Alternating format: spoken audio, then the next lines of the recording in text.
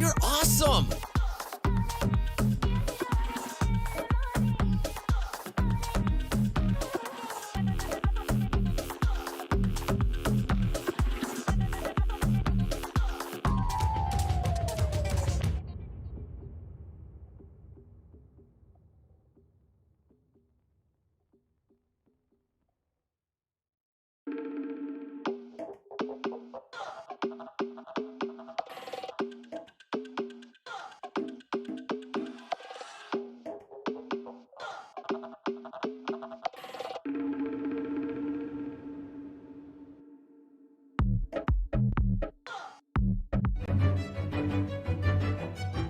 Welcome to J is for Justice podcast.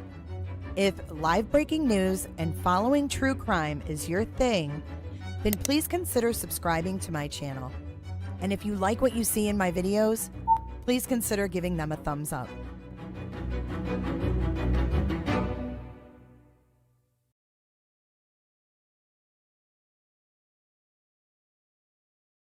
I'm turning this off.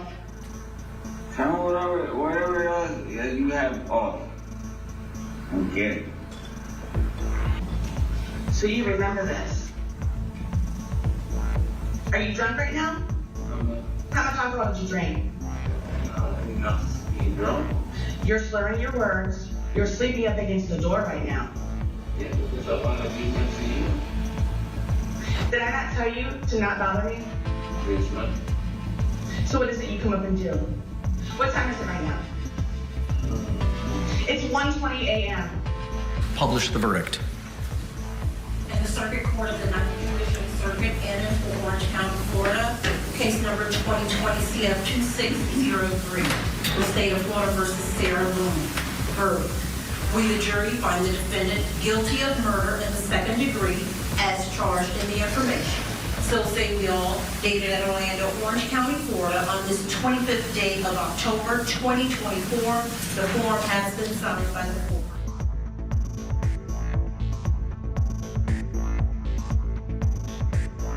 So you remember this.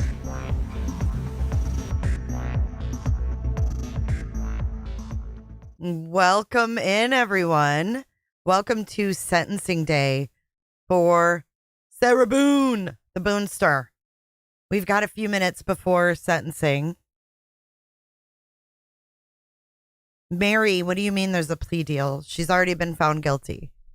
Sarah Boone has already been convicted of second-degree murder for locking Jorge Torres in the suitcase. Today is sentencing day. Welcome in, everybody. Welcome to J is for Justice. It is Judgment Day for Miss Sarah Boone. How you guys doing? Oh, here's a live chat reminder. If you are on Top Chat, switch that baby right on over. Thank you to the moderators that are here today. Your beautiful mods are Jammers, Kels, Melissa B. Who else? We've got, oh my God, I need new glasses. Mark Klein's here. Hi, Mark Klein. I thought I saw Angie B. No Angie B today. Welcome in, everybody. If you need anything, your moderators are there to help. If you'd like to become a member or anything cool like that. So let's see, what is Sarah facing today?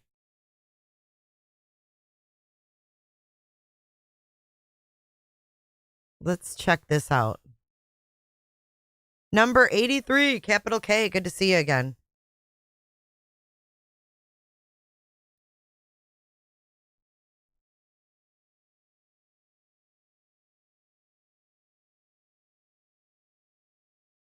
Okay, here's a little recap, guys. Hey, Canvas.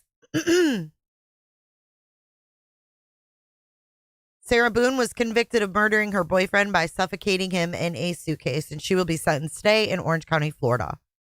On October 25th, the jury took about an hour and a half deliberating. An hour and a half, that was it. Boone was found guilty of leaving her boyfriend to die, zipped up inside a suitcase for about 11 hours. On February 23rd, 2020, the medical examiner testified that Jorge died from suffocation.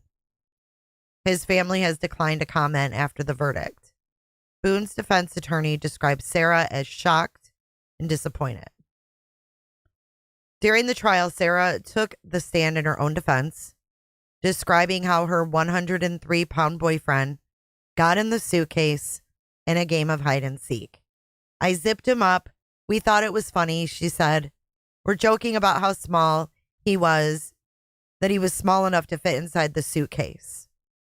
She also told the jury how he threatened her, and the defense showed photos of how Torres had injured her during their 3.5-year relationship. In the end, the prosecution said the guilty verdict brought some closure for the Torres family.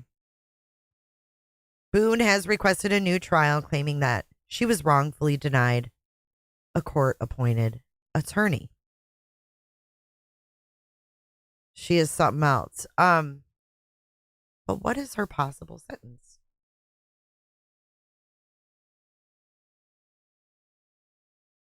Hey, Ganja. Wop, wop, wop, wop. Ganja, where were you last night? We missed you.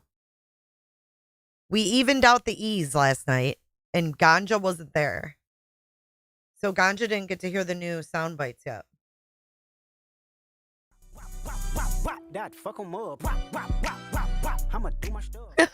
Captain Ganja has his own sound bite now. So court is set to begin at 1:30 Eastern. We've got about 20 minutes. Let's see if they talk about her possible sentence.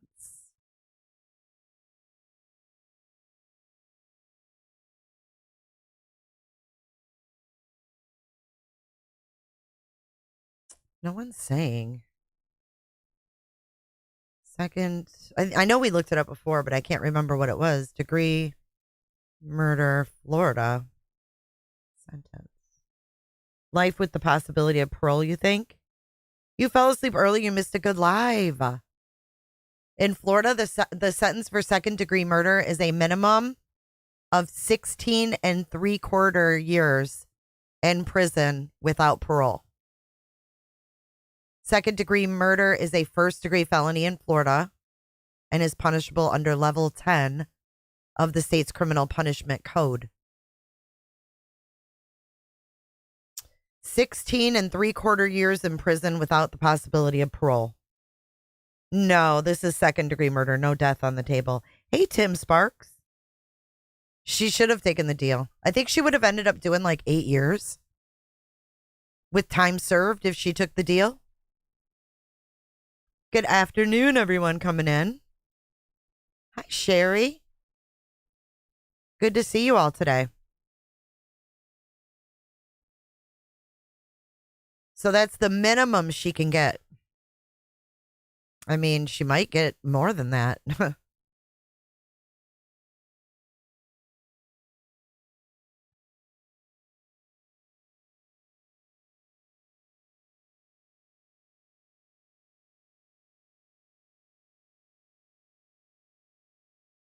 Second degree murder. Yeah, it looks like 16 3/4 years without. That's the minimum that the judge can give. So we'll see. Florida Mama Bear. Let's do a poll. What do you think she deserves? Hold on. Let me get my laptop over here. Ganja, do you like your soundbite? Yeah, she should have taken the deal, I think. Okay, let's do a quick poll.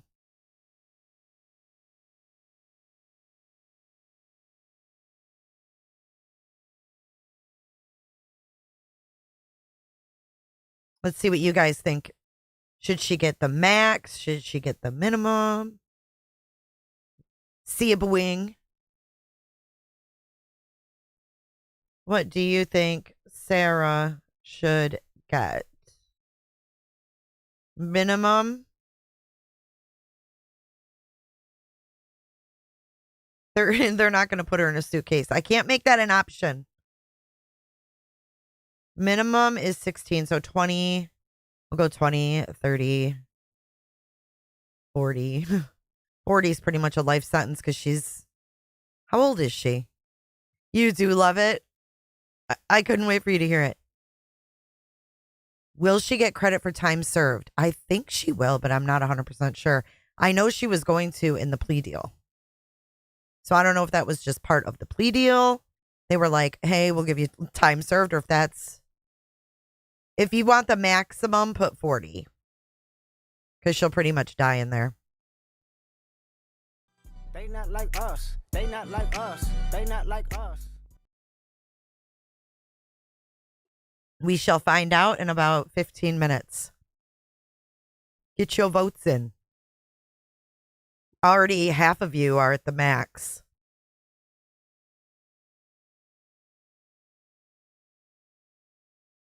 Hey, paralegal Liz. Oh, I know. Can you imagine when she turned that deal? He was probably like, oh, yes, dear God, I won't have to represent her, right? And then she's like, nope, I'm not taking it. I'm not taking it.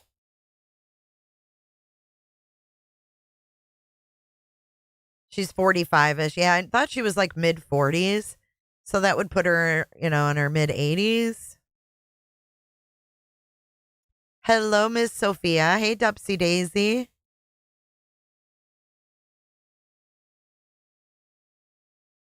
What, Texas? What was she offered? It was 15 years. I can't remember. I think it was whatever it was. After time served, it was going to be like 8. Jay, will you also be streaming and covering the Jamie Komorowski live court case as well? I'm not familiar with that one. What is that, love? Sarah's 47. I believe the judge decides. You hit 20 by accident and you meant 40. Well, 60% of the chat has you covered. Aaron, thanks. Let me look up what the deal was. Let's see. Sarah Boone plea deal.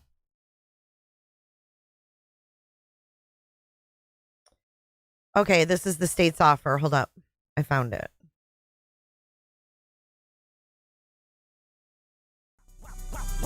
That fuck 'em up. I'ma do my stuff. All right, let's watch this really quick. We have a few minutes.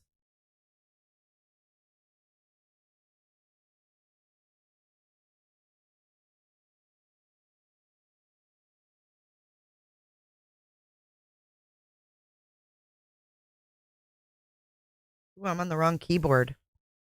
That's what happens. I have 2 computers in front of me. I start typing on the wrong keyboard.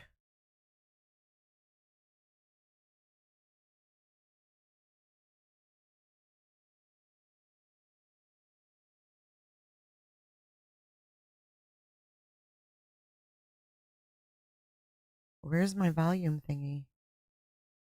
Court TV, where's the volume? There it is. Years. They lived on a working farm in Alpharetta, Georgia. But she had a daughter named Kaylee Marie, and now we're back. But let's hope that the jury's able to come on Monday. If they come on Monday, then are you covered in what happened?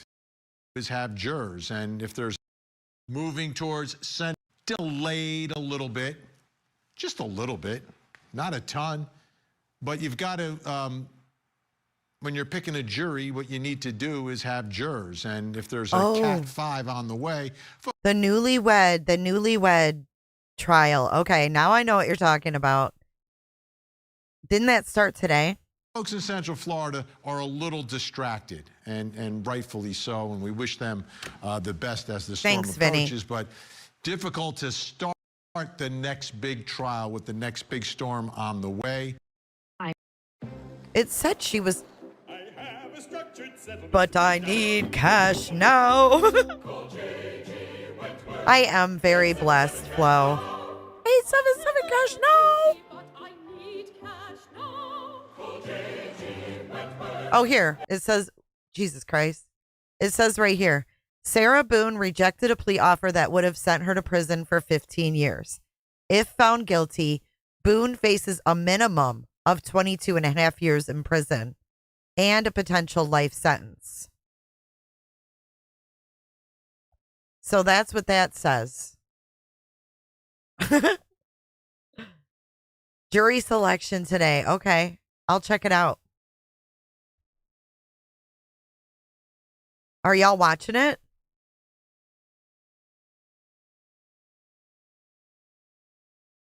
No one is watching it? Really? I thought it looked, I saw the headline. I was like, oh.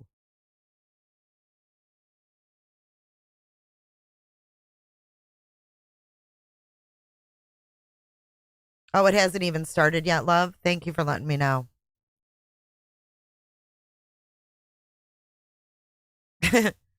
JG Wentworth. This stream brought to you by JG Wentworth.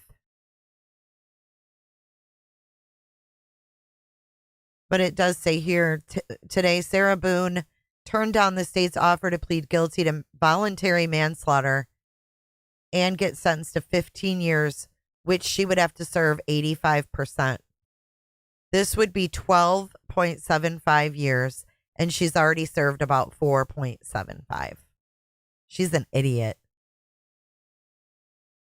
No, I haven't, Lisa. I know, 877 cash. No! You guys do want to watch the trial? Thanks, Debbie. I will. Thank you. So she could have ended up with 12.75 years. Yeah, I don't think she's going to get less than 20. What's up, Summer?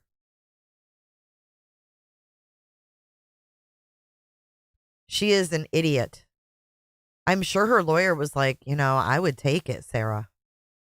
I would take it, Sarah.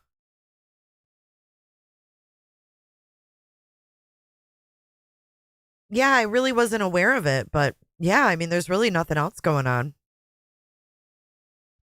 And if you guys are interested in it, you're watching both, Chris?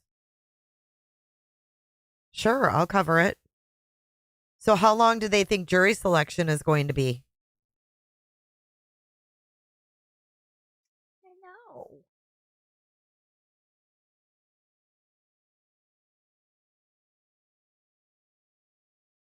It looks like we've got about 10 minutes left. Oh, she's turning my chair. You will go for verdict if I cover it. You live, really? You live there. That would be cool. You could be our boots in the courtroom. Send me an email, Liz, if you want to do that. Sarah.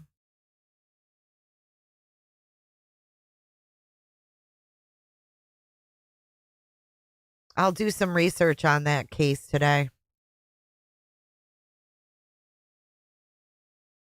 We'll have to see how long the jury selection is expected to be. Yeah, let loose the Boone. Let Boone loose. She'll be going into the Florida prison system.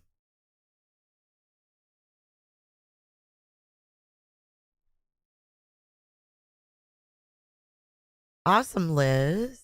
Oh, no. Hold on a second. I've got to see if my replacement's in. Hold on. I have a catastrophe. What, Summer?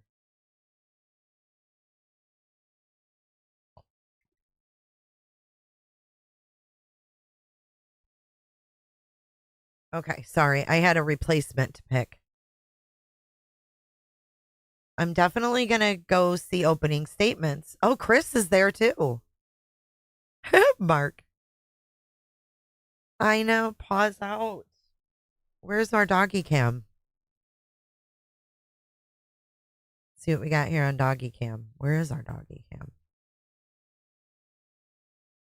Oh, it's not plugged in. It came unplugged. The first week is jury selection. Okay, so we got time. Awesome. Thanks, Liz. So now we have time to to get our shit together. Thank you so much for letting me know.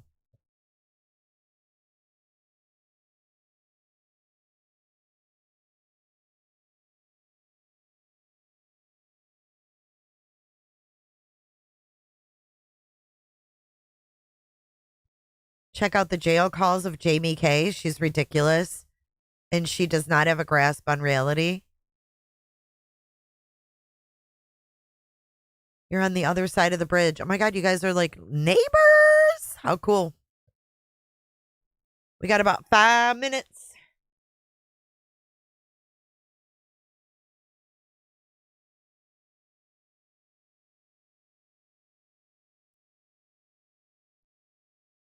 Are they calling it the honeymoon murder trial?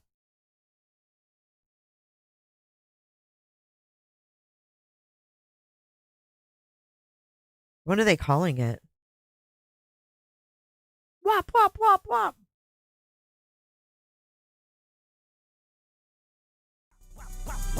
That fuck 'em up. Hey, Diana.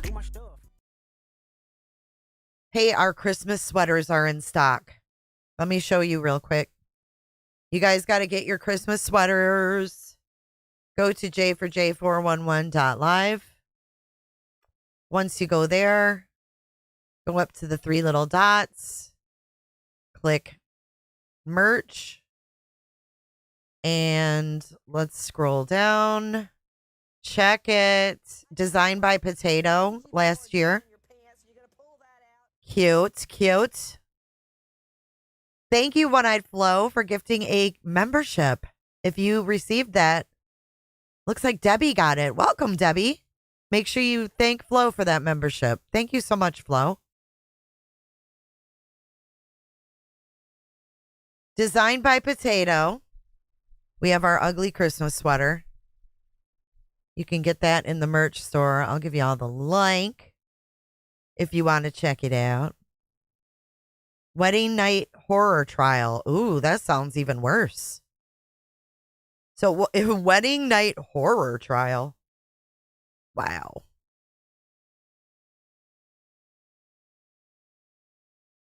Brutal, brutal. About 5 minutes, y'all. 5 minutes.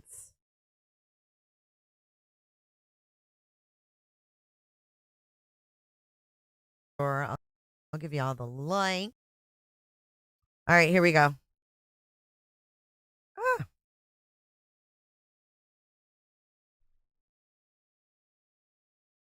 There it is. There it is. It sounds like an awful story. Yeah, isn't it cute? So you can get it in black. You can get it in gray. You can get it in white if you're daring. I'm not daring enough to wear stark white like that. You can get it in navy, or you can get it in heather forest green. I like that because it's kind of heathered. See that? I think that one's cute. I like the green. But yeah, check it out. Check it out. And then we also have our Christmas mug that is available. I know some of you collect the mugs. Where is our Christmas mug? It's so cute. It's the metal mug, like it's perfect for hot cocoa. I don't see it. Oh, I got to make sure it's released. I'll check that out. Right, meow.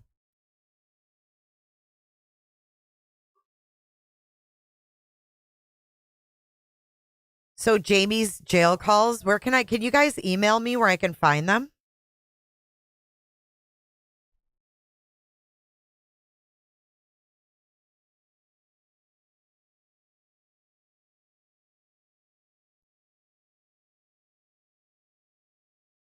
So it's Jamie Lee Komorowski. It was a DUI crash that killed Samantha Miller on her wedding night. Komorowski was indicted on 4 charges, including felony DUI resulting in death and reckless homicide. The crash also seriously injured 3 others, including the groom, Eric Hutchinson. Hutchinson received a partial settlement of more than $1 million for the wrongful death of Miller. Phone calls from prison. Okay. Sweet. Maybe we can go over those this week. And then we'll be caught up with, we can get caught up with everything by time for the trial. But y'all got to be here. If I do all this, y'all better show up with bells on. Yeah, me either, Mark Klein. Can't.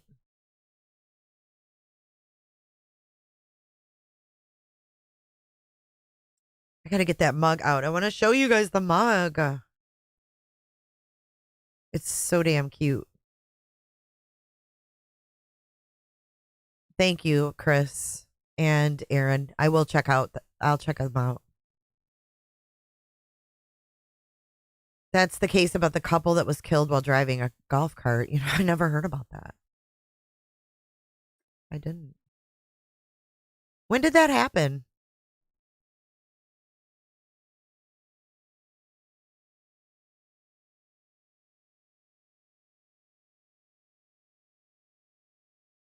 Thanks, Liz.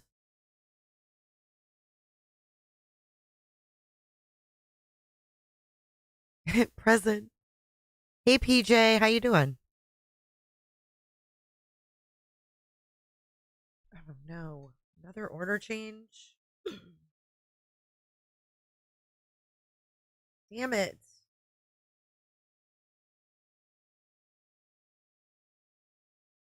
Aldi has these cool they're called tree collars instead of like a tree skirt. And they're sold out. They're so cute too.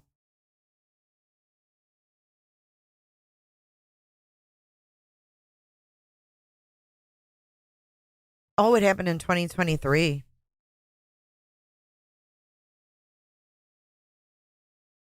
Oh, I didn't publish it. Okay, let me publish the mug and then I'm going to show y'all.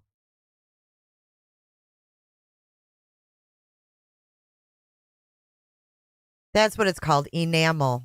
Enamel mug. Wait till you see it. Grouting a backsplash. Get her done. Get her done.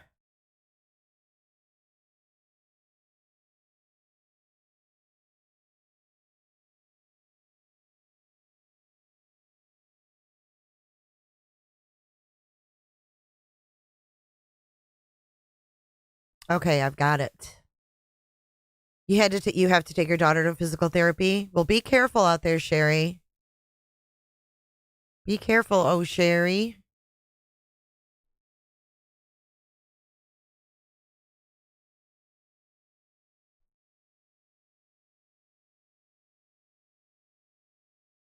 Oops.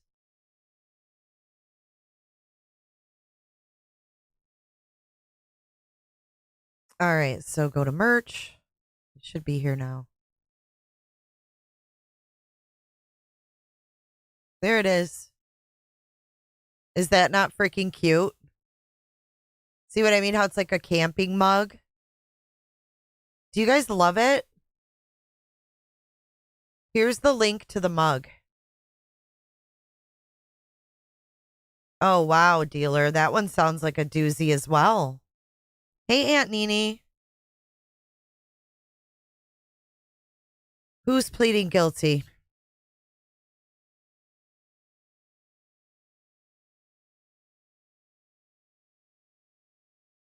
Aristocat, get it done. Get it done.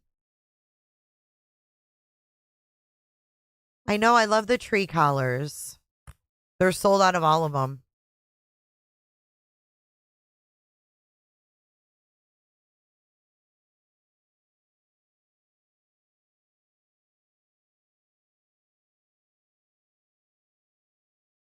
What are you confused about?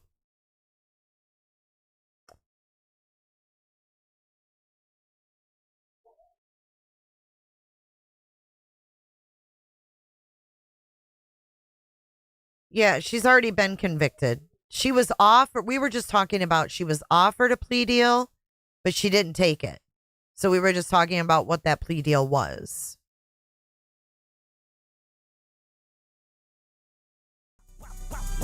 that, fuck 'em up. Wop, wop, wop, wop, wop. I'ma do my stuff.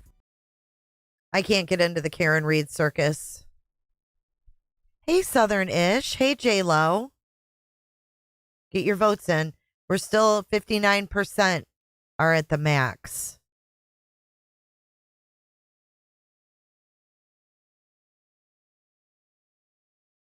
They're late. They're late. They're late.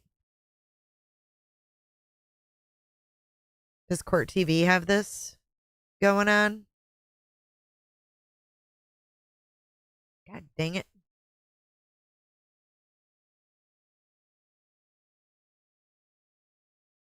Ooh, look at her face.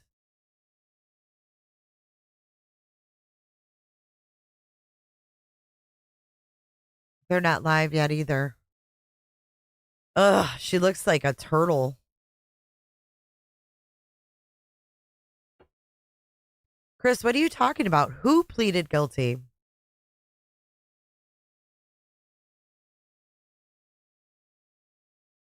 This trial's over. This is sentencing day.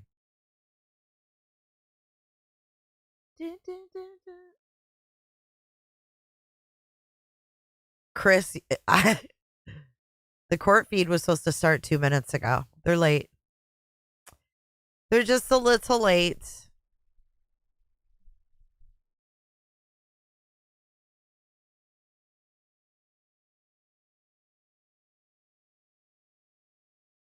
You confused everybody.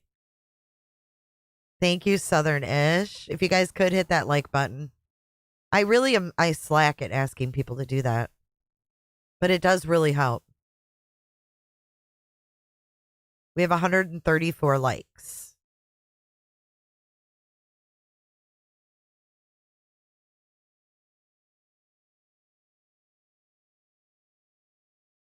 She does look like a turtle. She's so evil looking. Neither one of them has started. I've got Court TV and Law and Grime. The jury selection is starting.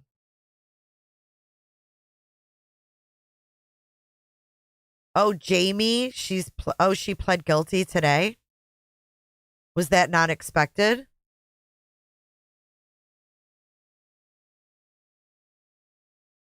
Is it live?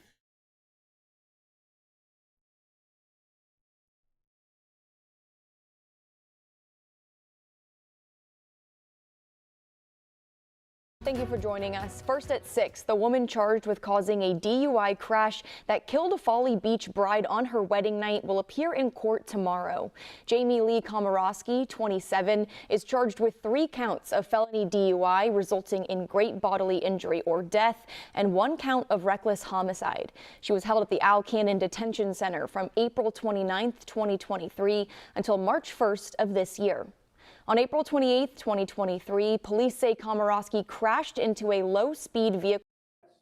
1, requiring surgical intervention to repair a fractured facial bones, fractured vertebrae, also necessitating surgery, brain bleeds, numerous lacerations over his body. Additionally, his left eye was damaged, and the prognosis regarding his vision will develop over time.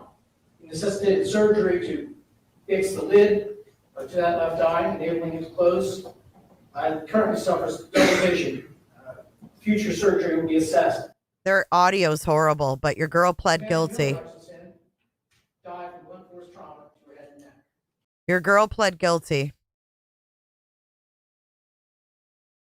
I know, that's why I was confused. It just now, yes, it's happening right now.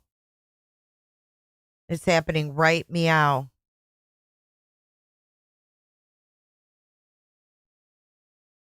And we're waiting for this to start for sentencing for Sarah. I was so confused. I'm like, plea deal. Yeah, smoke them if you got them. So no trial. What are we going to do now? Good for her, though, for pleading out. I honestly, when I heard it was a drunk driving, I lost a really good friend of mine and 4 of her children to a drunk driver. So I'm kind of glad in a way that I don't have to cover that. That would be hard for me. 45 minutes ago, we have a news break that there's new progress being made in John Monet's murder.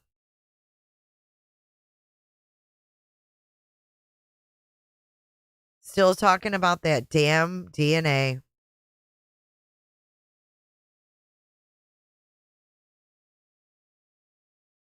Nothing will happen with that. I know. So what are we going to follow now?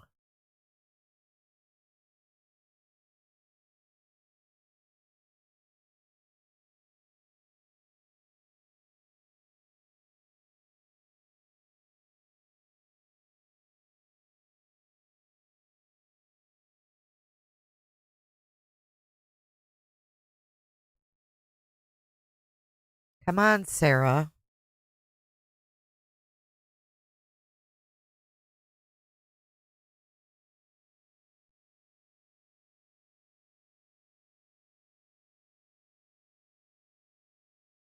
No update from Law and Crime.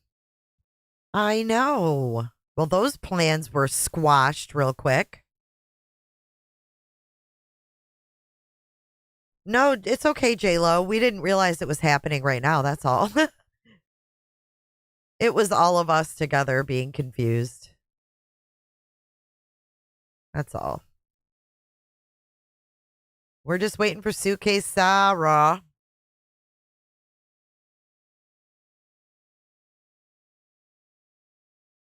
Yeah. Sorry if I confused you guys. That's why I switched off it. I'm like, I can't even hear them. Which one, Sophia? The one on John Bonet? Yeah, it was really good. I actually chaptered it so you guys can find certain spots if you want to as well.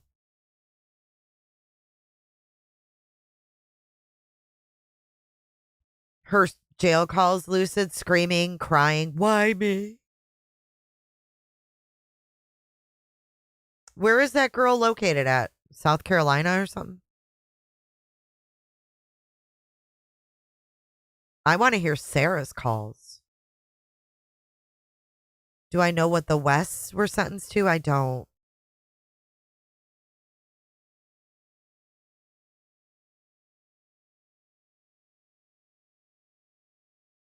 Patsy wrote the note. If you're as confused as Diana, hit the like button. Hey, Chihuahua.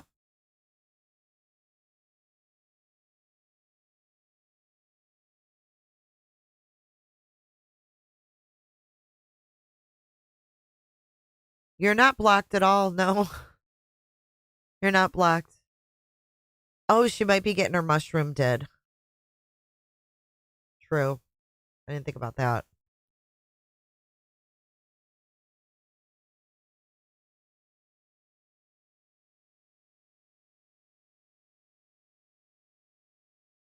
You still want to? We can do the phone calls. How many are there?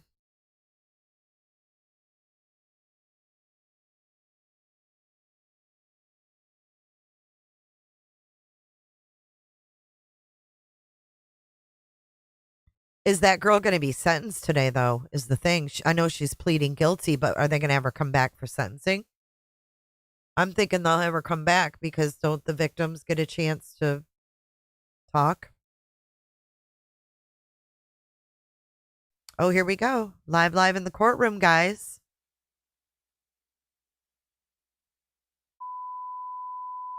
Whoa, what is this? Jesus. This is like 1985. You started watching the John Bonet Netflix. Aaron, you should check out my interview with the Zell brothers.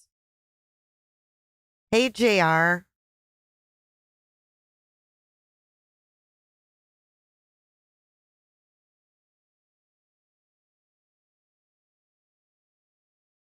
It's another case, Cinnamon Hot. Don't worry about it. It was another case we were talking about following the trial, but the girl pled out today. Sarah Looney Boone. So that one, just forget about it. Just forget we mentioned it.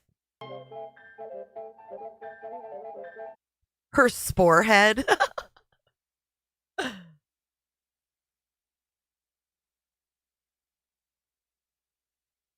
No, this isn't about Sarah. It was another trial that was just starting.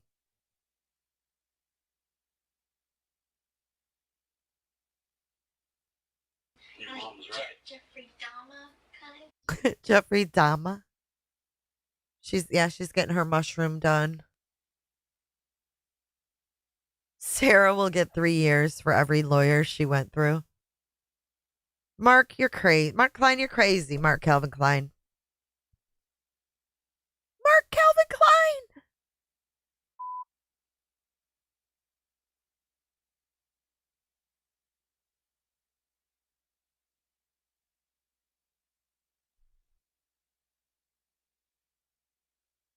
That poll is at 60% for the maximum. Hey, Becky, what's up?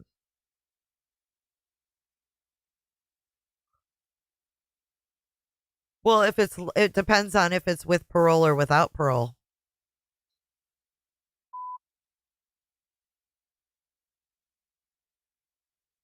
I think she's going to get life without parole. But who knows? I can't believe that they offered her that plea deal and she didn't take it. The town of Boulder reminds you of Delphi. Yeah, it's like a rich Delphi, right? The tentacles. I think every town has those tentacles. But like they were saying, if Boulder was easy on sex offenders, of course they're going to move there. That's where they're all going to flock to. It's a win-win. Not to sound mean, but John Ramsey looks like Mr. Burns from The Simpsons. No comment. I know the Zell brothers are awesome.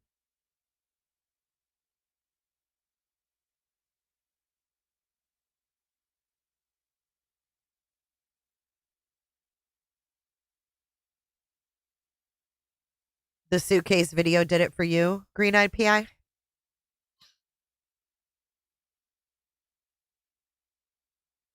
I'm not a John Ramsey fan, but Lou Smith. Have you guys ever heard of Lou Smith? TikTok Tony called him Loot. There's this investigators named Loot.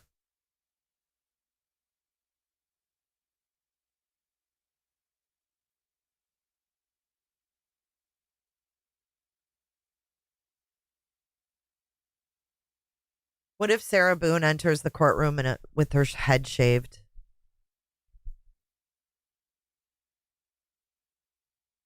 But Your Honor, we were having fun. Oh, I don't know why I keep yawning. I gotta stop that shit. I'll be right back. I'm here, but I'm not here. What's up, Black Eagle? Black ass Eagle?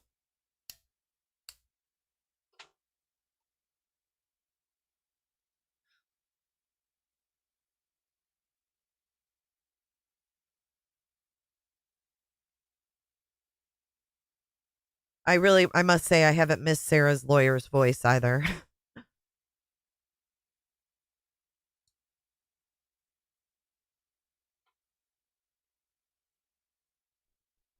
Yeah, there's got to be some kind of issue with her.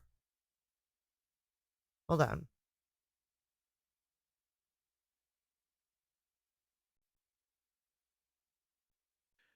You're not entitled to endless amount of lawyers. You're entitled to effective assistance of counsel, and she got that. Apparently, her lawyer did the best he could with the circumstances that were presented to him, and as long as she got effective assistance of counsel and didn't get court-appointed counsel, well, then after going through as many as she did. The court said enough. You can't keep on taking advantage of the state resources. You're being unreasonable. I know a couple of the lawyers that she had. They're excellent lawyers. So it's not like 7 or 8 lawyers were incompetent. And she got effective assistance of counsel. No, she's incompetent. A point that she may have for appeal is the expert witness who they're claiming changed his or her testimony, his testimony. Will J is the prosecutor in this case. Will J anticipated Mr. and knew J. that issue. I put my money on Will J in this instance. He knows what he's doing. They had the opportunity to discuss it, and what they're claiming with a change of testimony was really just an extension, or it was an opinion, but it didn't really prejudice the case because they still had that information. So I don't think any of those main issues will hold water, but you have to file your motion. You have to make the argument. Otherwise, they're not preserved for appeal. Okay, so they're just talking.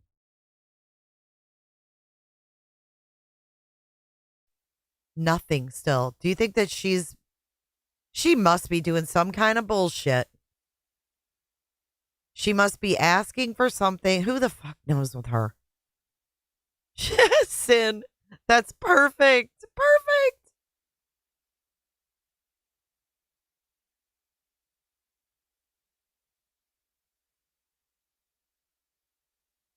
I don't know. I think that they're probably arguing something. Or she's late getting there. I don't know. At least her ex and son can go on with their lives. True that. True that. God, what a burden she probably was. Awful. I like the judge too. I must say. Mr. J. I don't always get treated like scum.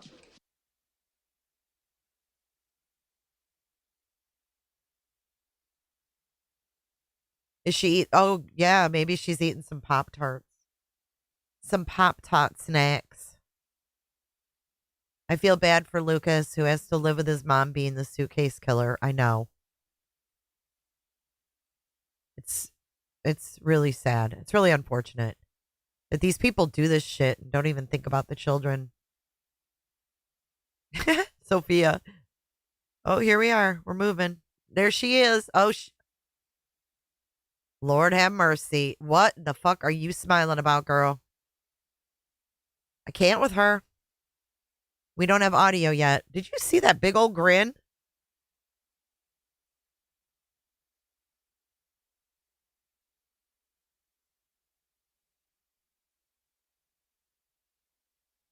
I'm happy. I'm getting sentenced today.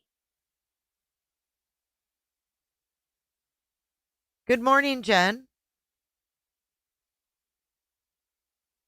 Hey, Northern Beans. Good to see you. Come on in, everybody. Oh, she's so giddy.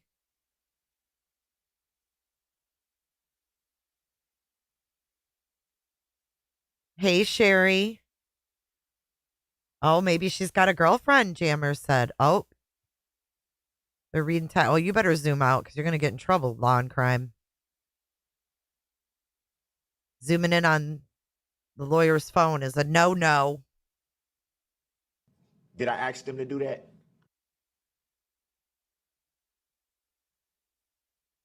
I mean, you're about to like face life in prison possibly, and you're smiling? The fuck? Oh, we get to see the gallery. Poor George's family.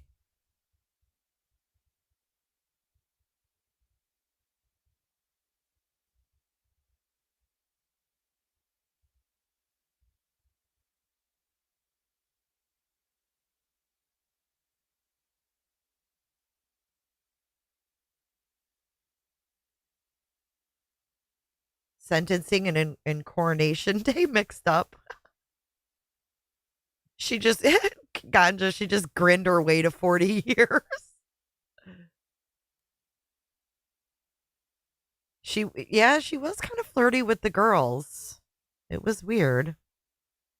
She does look happy. Scissor Sisters. Hey, Plant Diva. I don't think her girlfriend's on the inside, though. I think she met a girl in and the girl got out because I think the girl attended the trial. Oh, we got a little audio for a second. Hey, Franny, welcome in. Welcome in. Get your votes in.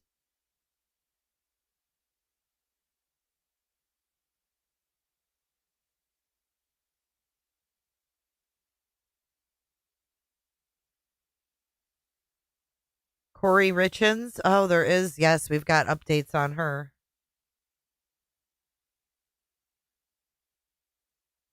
Franny, you haven't missed anything. They started late. We just are waiting for the audio to kick in. So you haven't missed a thing.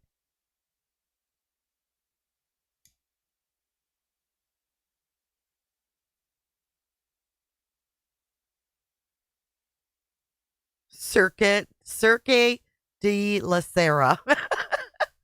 Hey, Ryan. She got late.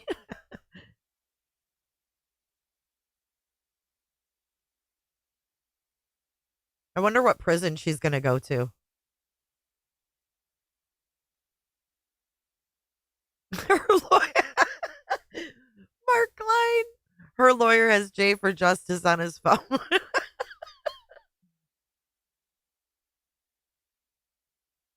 You just got an Amber Alert, LaGrange, North Carolina. Oh no.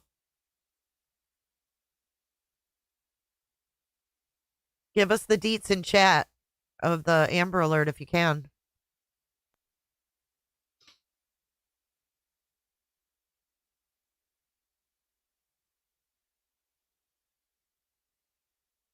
Rumors been drowned in that Texas town. That's what LaGrange reminds me of.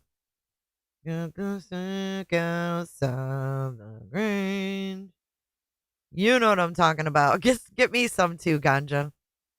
Just let me know if you want to go to that home out on the range. They got a lot of nice girls. I don't know what they're looking at. I don't know.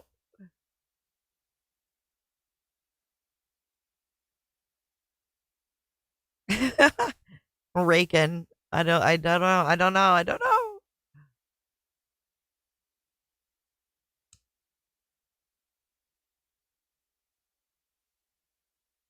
No, I'm not gonna visit her.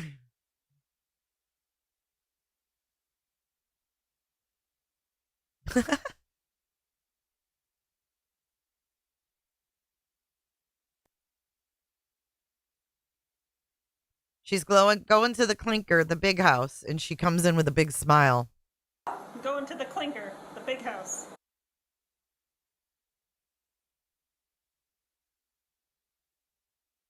How old is Lopez? Investigators said Lopez is 4'11" and weighs 150 pounds. She has brown hair and brown eyes. She was last seen wearing a white sweater and black pants. 15 years old. Ugh.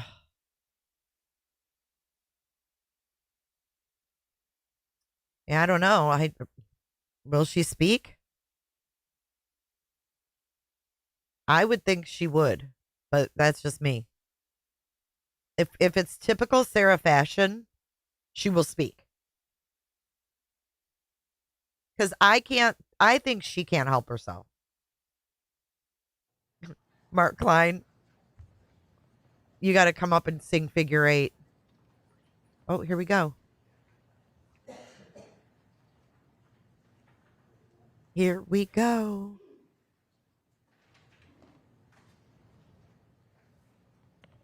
Four plus four is figure eight.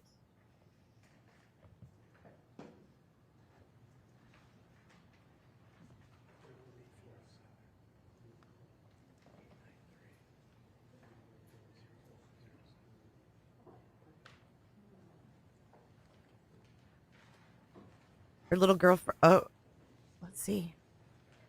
Oh, we can't see who she smiled at. There's George's brother right there on the end. And then his sister, his daughter, a couple of his daughters, I believe, are there. He's got a lot of kids.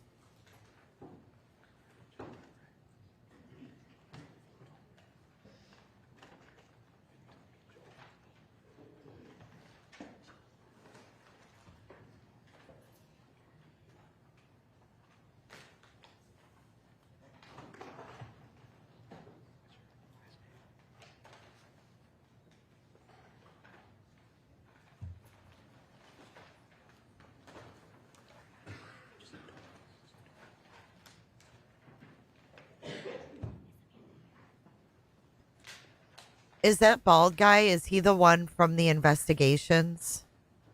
What was it called? Like Breaking Free Investigations?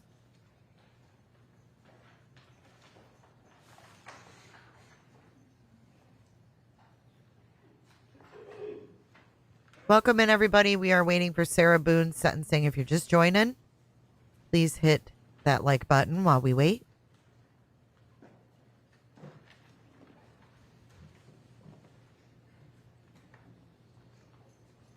Rakin.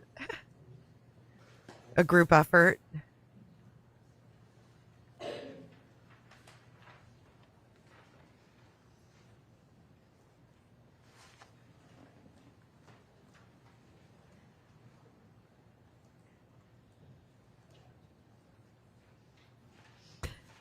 Vivian.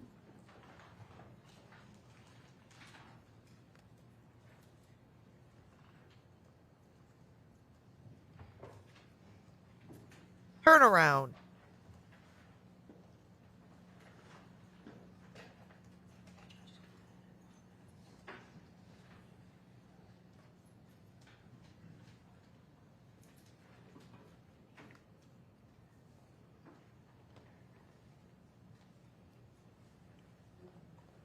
It looks like she's got something written out, y'all.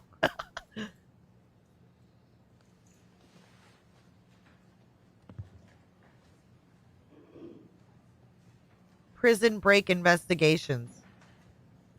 Wasn't that what it was called? Prison Break?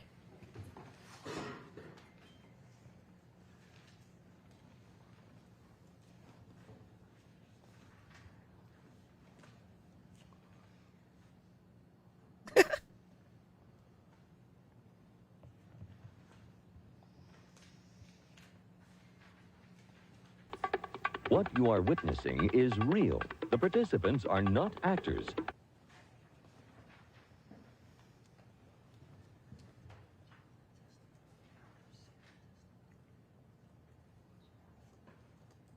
I'd be so scared right now. She's so unfazed.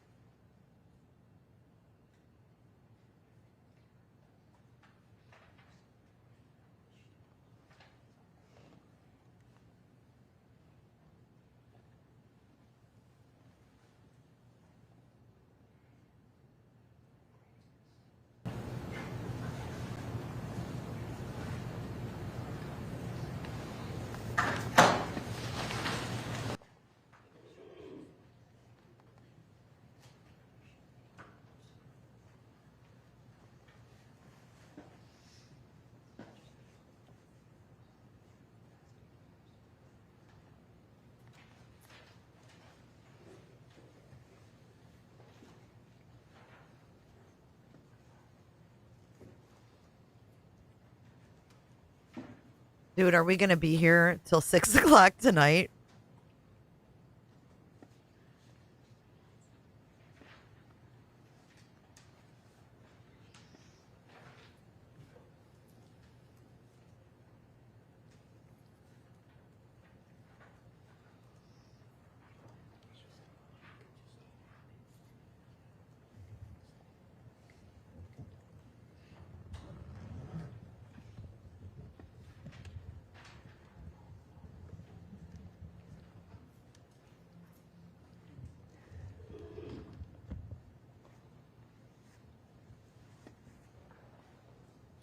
Psychopathy.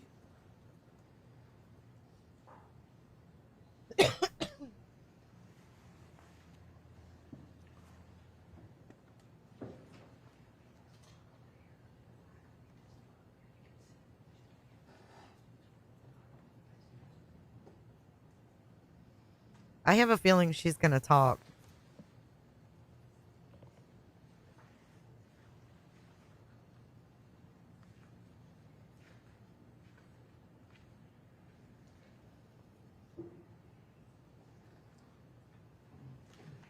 Hey, Nicole.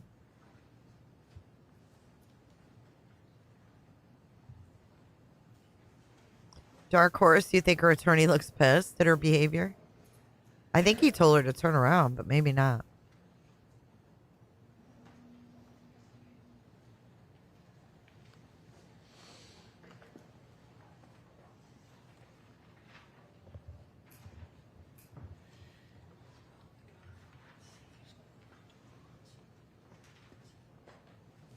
Did he say he only needed 45 minutes?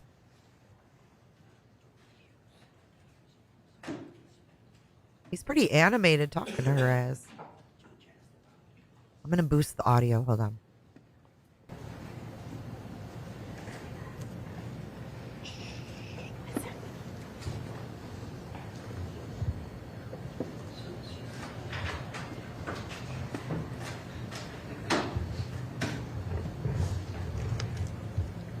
Speak up. Speak up so we can hear you.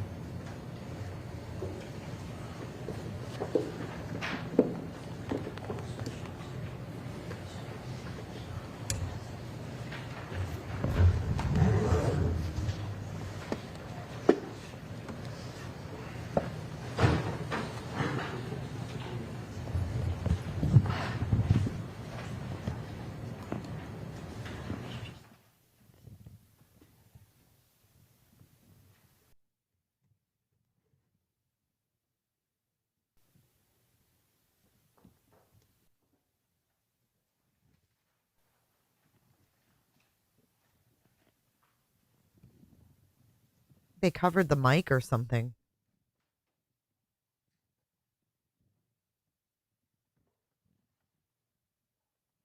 RL, they're running behind. We're waiting for the judge, I guess.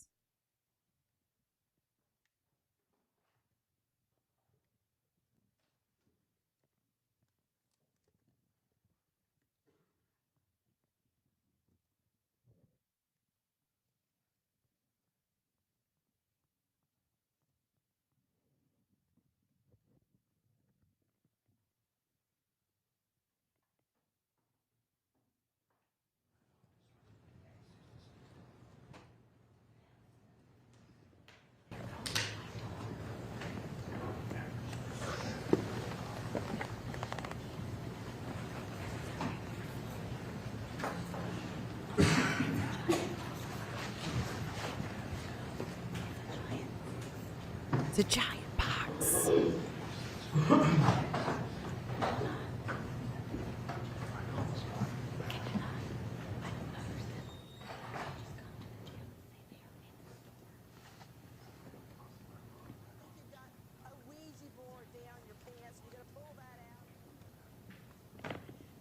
Thank you for becoming a member, Tina.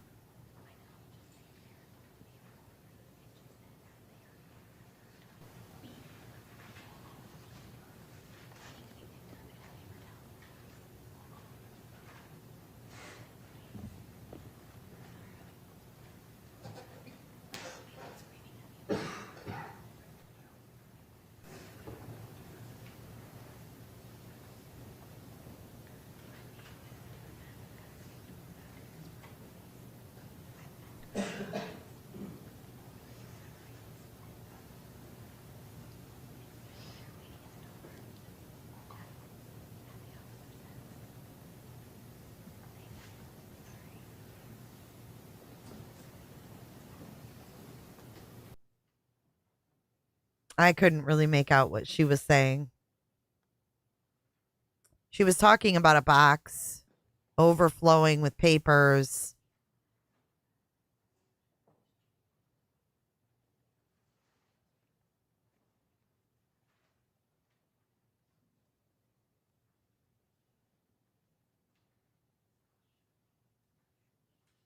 She still has property in her cell, I guess. My Discord link is expired.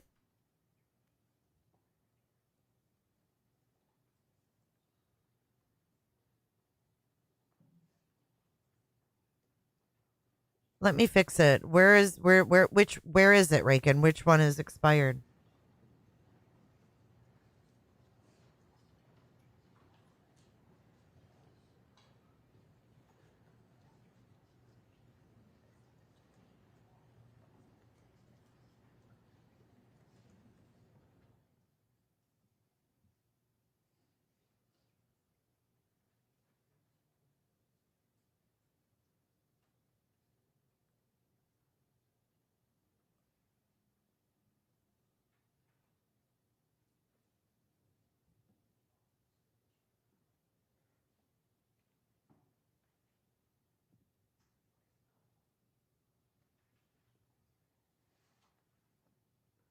Thank you, Kels. You got it then? I just need to know where I need to replace the old link.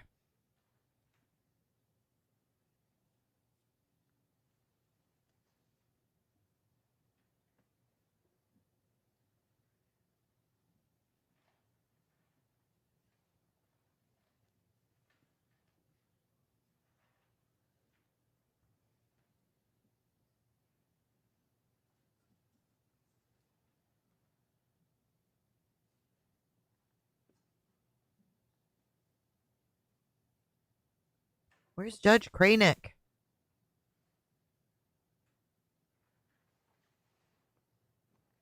The Streamlabs one. Thank you, Raken. I'll fix it. Thank you very much.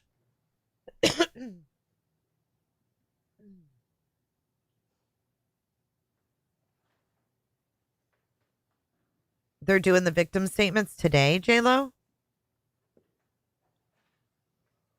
Yeah, I'm good with not hearing that. The drunk driving hits home for me.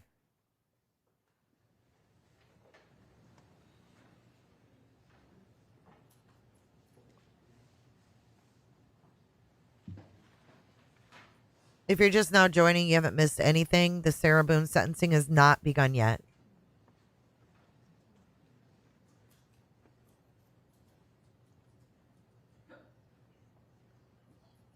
5/8P.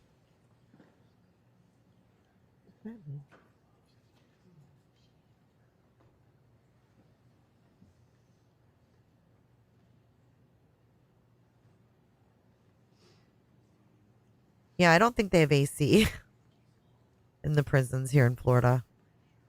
I don't know about the female one.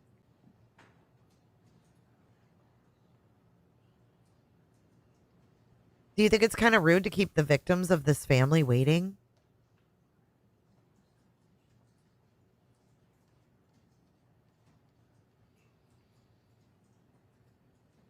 The judge is smoking a quick one to keep his patience.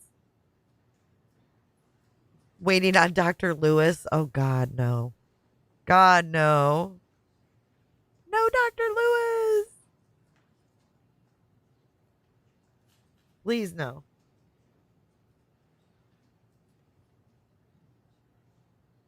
Is Sin here? Sin, are you here? Let me know if you're still here.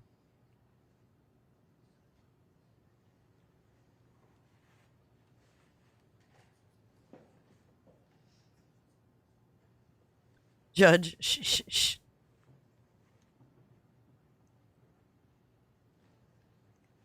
It's inconsiderate, yeah. It's got to be nerve-wracking for them to sit here and anticipate this.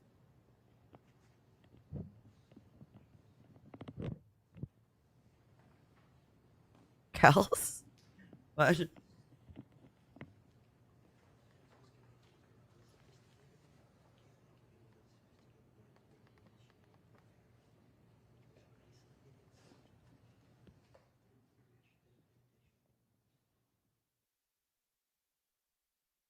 Hating butter. I couldn't believe Dr. Lewis and her crap. Dr. Lewis sucks. She's a creepy, creepy old lady.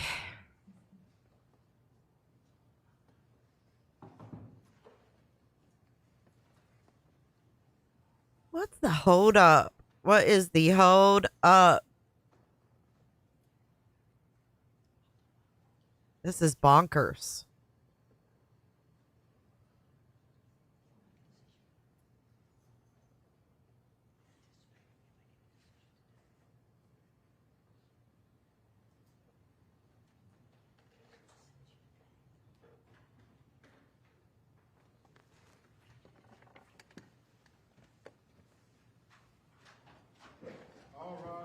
Oh, here we go. Stand up.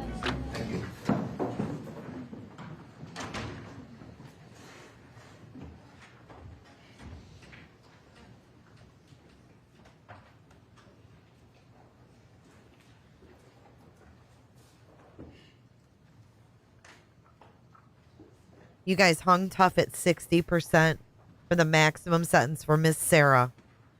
Let's see what we end up with. Good afternoon, Gypsy. Good to see you.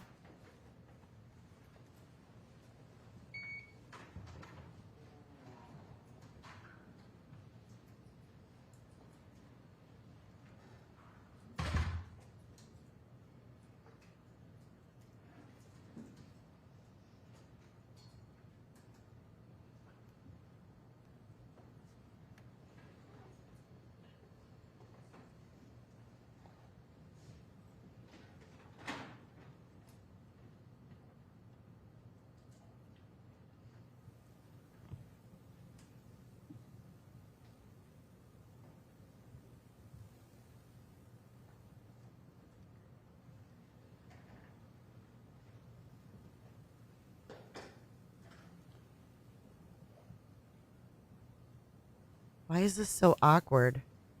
How come he's not like saying anything? Good afternoon, Miss Boone. Good to see you again, Mr. J. Yeah, case. Calling State of Florida versus Sarah Boone, 2020 CF 2603, State. Dean Cacciatore on behalf of the state. Defense. William J. for the state. Defense. James Owens for Sarah Boone. Ms. Boone is seated at counsel's table. Ma'am, if you could please raise your right hand, Madam Clerk is going to go ahead and swear you in. Do you solemnly swear or affirm the testimony you're about to give will be the truth, the whole truth, and nothing but the truth? I do. Ma'am, can you state your full name and date of birth for the record for us? Sarah Boone, 10-10-7-7. We are here for a sentencing. The jury returned a verdict on October 25, finding you, Ms. Boone, guilty of murder in the second degree. We are running a little bit late this afternoon. I apologize for that. I was in court all morning and took the opportunity to review all of your submittals from earlier this morning, Mr. Owens, including the victim or the character statements, the psychological evaluation by Dr. Harper, the motion for downward departure, the motion for new trial, and the state's response to same. Before we proceed with any sentencing in this matter, the court needs to address the defendant's motion for new trial and the state's response to the defendant's motion for new trial. Anything in addition you'd like to argue at this time, Mr. Owens, over and above what is contained in your motion, sir? No, sir. State. No, sir. All right. After reviewing the motion and the state's response New to trial same, the decision. defendant's motion for a new trial is denied. Based on the court's review of the record, the court's participation in the trial, the review of all the evidence, and the court's prior findings and rulings at Denied. trial and prior thereto. With that, I believe that we're prepared to proceed with sentencing at this time. The court has reviewed the pre-sentencing investigation prepared by the Department of Corrections. Are there any housekeeping matters that we need to address, Mr. J. or Mr. Cacciatore, before we proceed? Not from the state. Are there any housekeeping matters from your side of the ledger, sir, that we need to address, Mr. Owens? Judge, I do have 4 lay witnesses that are going to testify. I've got Dr. Harper here to testify. Of course, my client's going to testify. My God. One of the 4 lay witnesses wants to appear by Zoom. She lives up in Minnesota. I don't know if that's allowed. Oh, my God. We don't have an objection to that. One of our witnesses will be providing an impact statement, would also like to appear on the court's virtual link as well. Okay, so stipulated. If you need it, just let Anita know, and I could have her email it to you right now, the link. We do have the link. She's waiting to get on, I guess. Who might it be, sir? Several people. It should be Lana Albert. She is here. Lana Oriani. She's in the, she's a... Fucking Lana Oriani's her witness. Microphone is muted, but she's in the lobby. Welcome, Cryptic. All right, with that, State, you may proceed. Your Honor, at this time, we would like to take an impact statement from, I believe, Anna Torres, which you will be appearing virtually.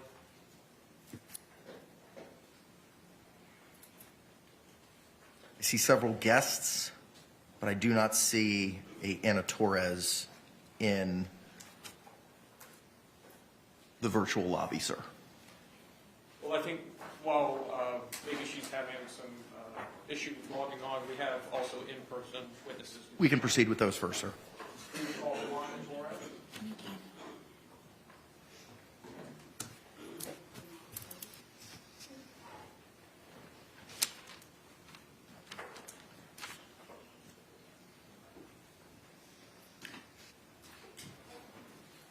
Oh, it's George's little mom. His little mama. Oh, damn. Please. Please raise your right hand. Do you solemnly swear or affirm the testimony you're about to give will be the truth, the whole truth, and nothing but the truth? Yes. Ma'am, good afternoon. Could you state and spell your name for the record for us? My name is Blanca Torres. Okay. Ma'am, you can go ahead.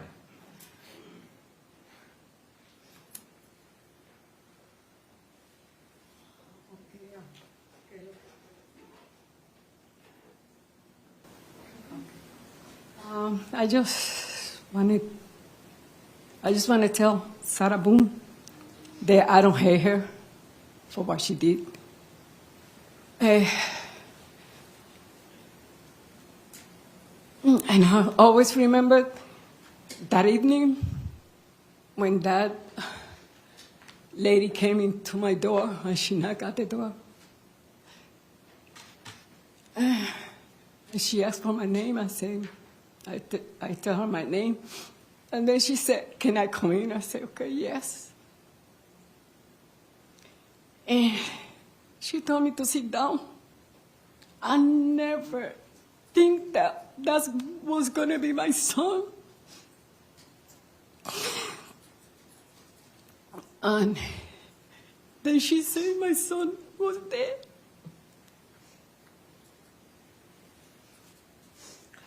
Since that day, I can't sleep. It's hard for me to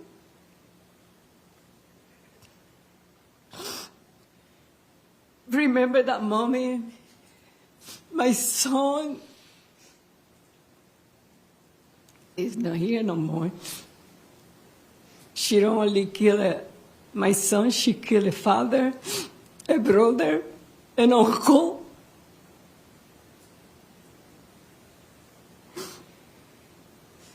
It's been hard.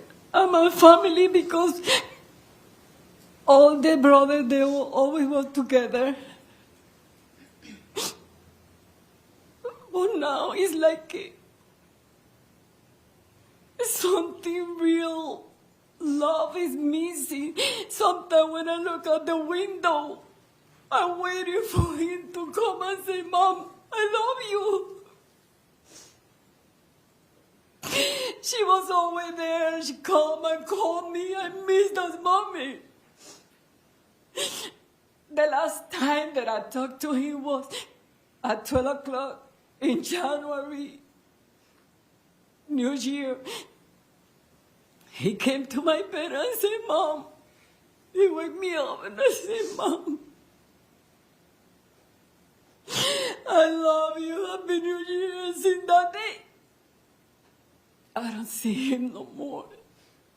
He was my son. I love him. And I miss him a lot. My family miss him a lot too. But I don't hurt her. But you know what?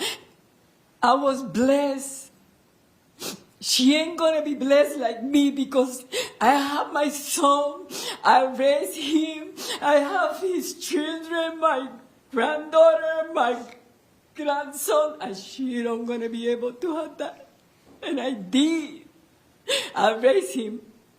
He wasn't perfect, but he was a good son.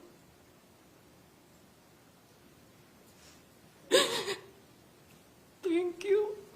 Thank you, ma'am. State anything further from this witness? No, Your Honor. Defense? No, sir. Thank you. Oh man, how sad. Poor lady is broken. Broken. Sarah sits there emotionless. Will Sarah apologize to these poor people? Oh my God, that woman. You may call your next My heart. impact statement. Victoria Torres. She's sobbing from her absolute soul.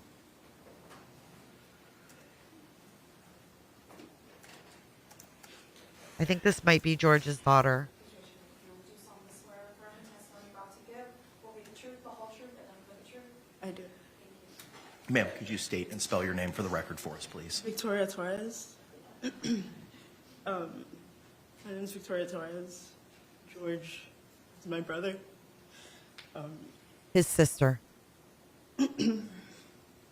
Unfortunately, my family has experienced two horrifying tragedies. I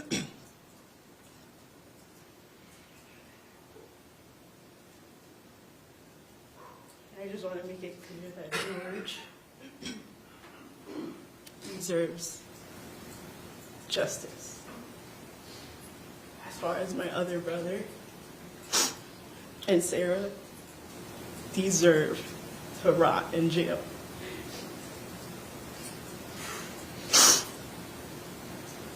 Sarah has caused a lifetime of pain, a lifetime of horrible images, a lifetime of hearing my brother George plead for his life.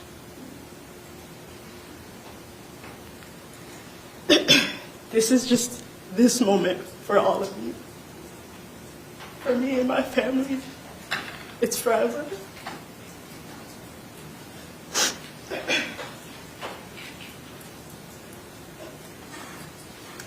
Such a simple thing as using a suitcase is so triggering. I try not to close it all the way. I leave at least like 2 or 3 inches for the zipper. And it might sound crazy, but it just helps me. She really has flipped my family's life upside down. And I just hope that we can truly get justice for my brother. And I just want to tell the team thank you so much for everything they did. Thank you. Thank you. State anything further? No, Your Honor. Defense? Yes. Thank you.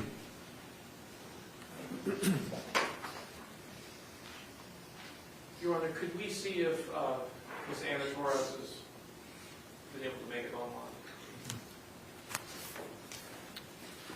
Do not see an Anna Torres in the lobby, sir.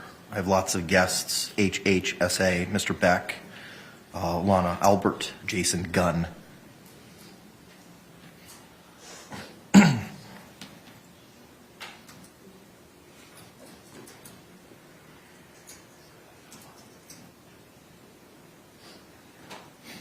Your Honor, is there a cap to the link as to the number of individuals? Not to my knowledge. Could we just have just a moment? Yes.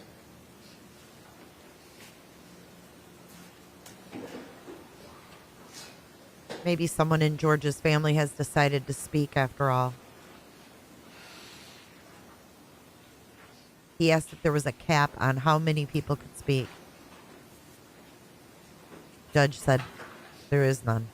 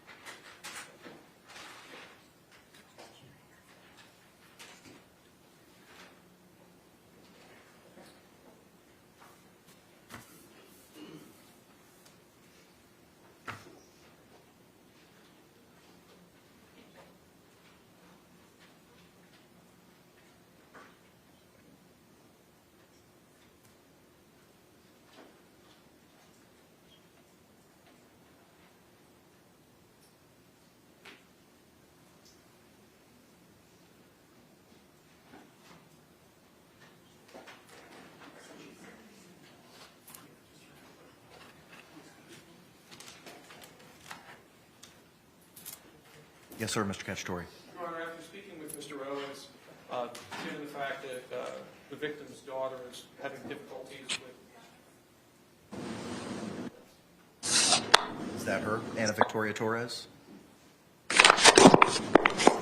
Yes, sir. Is that it? Is that who it is? All right, ma'am, good afternoon. Can you hear us? Good afternoon. I can hear you. Okay, could you please state and spell your name for the record? My name is Ana Victoria Torres, ANAVICTORIA TORRES. All right, thank you, ma'am. I understand that you'd like to provide a statement to the court at this time. You may proceed. Okay. Okay. So I'll be speaking for myself and my two siblings. The murder of our father has impacted us on so many levels and in different ways. I myself, for the first year, would wake up screaming every morning or night, wishing I was having a nightmare, only to wake up to remember all over again that my father is gone and I'll never be able to hear him say he loves me ever again. To know my siblings have been affected in such a way that they are now different. They have had a piece of their heart ripped away from them, all while her son gets to hear his mother's voice and see her alive is pathetic. Because of you, Sarah, my sister is heartbroken. Because of you, Sarah, my brother is left wondering when he will ever see his father again. The loss of my father has left me with chronic depression and anxiety. Seeing any moments of fatherly love or kindness being shown between others in real life or even on TV leaves me in complete shambles. Seeking therapy was a must in order to navigate through my workday without a random breakdown. Thoughts of my father's demise still enter my mind ever so often. I'm left either angry, sad, or sick to my stomach to think of how his final moments were. Jorge Torres, my incredible father. Not only was he my father, but my best friend. My personal comic provided me with wisdom and knowledge, creative and loving dad, an older brother, an uncle, a cousin, a friend, a son, and above all, our father. He was human and deserved to be treated as such. My father, Jorge Torres, was one of a kind, an absolute gem. Unfortunately, his light was dimmed on earth by evilness, but with us, we will forever make his name live on. Especially Sarah. I pray that you see his face when you see him at night. That is it. Thank you. Anything further, State? No, Your Honor. Anything further of this witness? No, sir. All right, thank you, ma'am. State, Thank you. Anything further? No other impact statements, Your Honor. Thank you. Any other witnesses or evidence at this point in time? Welcome State? note to self. Thank you Mr. for Owens, joining You may today. proceed, sir. Here we go. Diane Smith. Diane Smith. Diane Smith, are you in the house? I have no issue with her being at the podium. If you want to move about the well to conduct your examination, that's fine, counselor. Ma'am, come on up. Coming up to this podium right here, ma'am, if you could raise your right hand. Madam Clerk's going to go ahead and swear you in. You solemnly swear or affirm the testimony you're about to give will be the truth, the whole truth, and nothing but the truth? I do. Ma'am, could you state and spell your name for the record for us, please? Diane Smith, D-I-A-N-E-S-M-I-T-H. Okay, thank you very much. Counselor, you may inquire. And Ms. Smith, tell the court a little bit about you. I was a chaplain at the 33rd Street Jail for 30 years. And have you been a chaplain at the jail here in Orange County? Yes, Orange County Jail Is it the same for jail 30 you're years. referring to? Uh-huh. Okay. And during that period of time, did you have occasion to meet with Sarah Boone? I did. And was it over the course of how long? I've known her 4 years. And if you could, tell the court what you'd like to say. Okay. Well, I first met Sarah. She came in. We have a Christian dorm, and Sarah enrolled in our Christian program. And she was in my classes for a year. And she was very sincere in her efforts to change her life and to be a better person. And I found her very helpful. She was kind and good to people. She loved to serve. And she helped the new girls that would come in, the younger girls. She would mother them and be very kind and very helpful. And then after she graduated from the program, I was her counselor for the other 3 years. And I always found her very sincere and, trying to do better. I spoke with many inmates that knew her and was associated with her. And they spoke very highly of her and said that, she was helpful and kind and tried to help other people. And I just found her to be, very sincere and trying to be a very good person and change and help people. Was the Bible involved at all? Oh, yes, it was all spiritual. Yes, it was spiritual growth plus character, growth in character, trying to just be a better person in general. She liked to serve other people, she would help the girls wash their clothes and show them around and teach. But spiritually, she grew very, very great spiritually. Thank you. Hang on, ma'am, just 1 second. Ma'am? Hang on just 1 second, Ms. Smith. State any questions. All right, thank you, ma'am. I appreciate you. I'd like to call Christina Pena.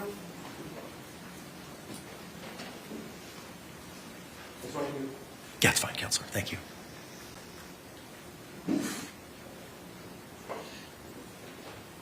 Ma'am, come on up if you can. Raise your right hand. Madam Clerk's going to go ahead and swear you in. Do you solemnly swear or affirm the testimony you're about to give will be the truth, the whole truth, and nothing but the truth?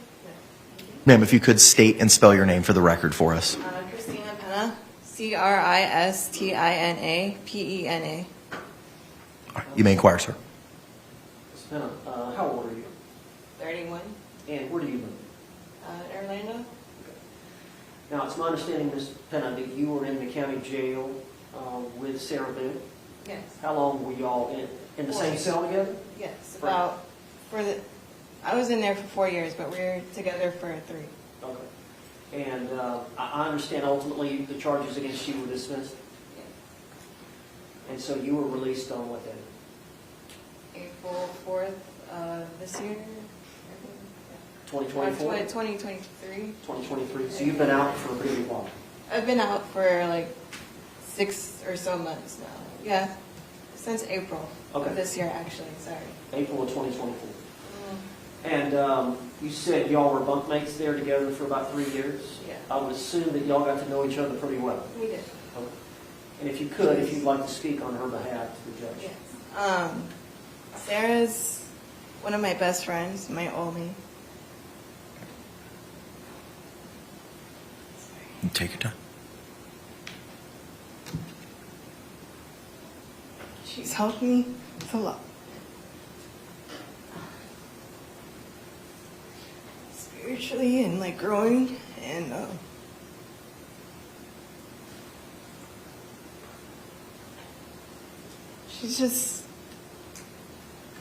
she helps everybody. She's always, I don't know, she helped me a lot, and she would come to me, she'd talk to me all the time and pick me up when I was down, or if I didn't know something, she's good. I don't know, she was a good person to me. Mistakes happen. She always helped people. She was always helping everybody in the dorm.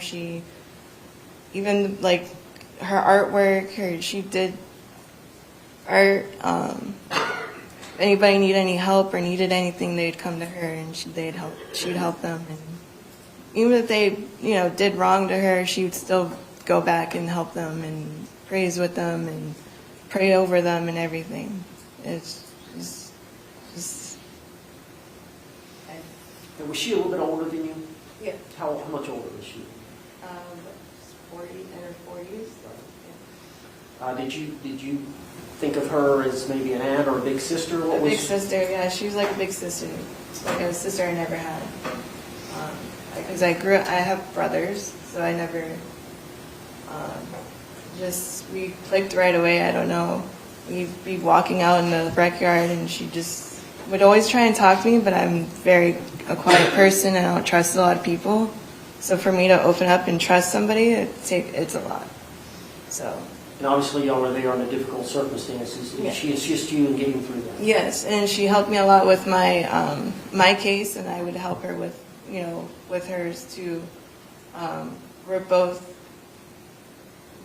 Justice is not what it is. I don't know how. Bless you. We both helped each other out. I don't know. Ms. Danielle, I appreciate it. Thank you. Any questions, State? No, Your Honor. All right, thank you, ma'am. I appreciate you. Ms. Hill?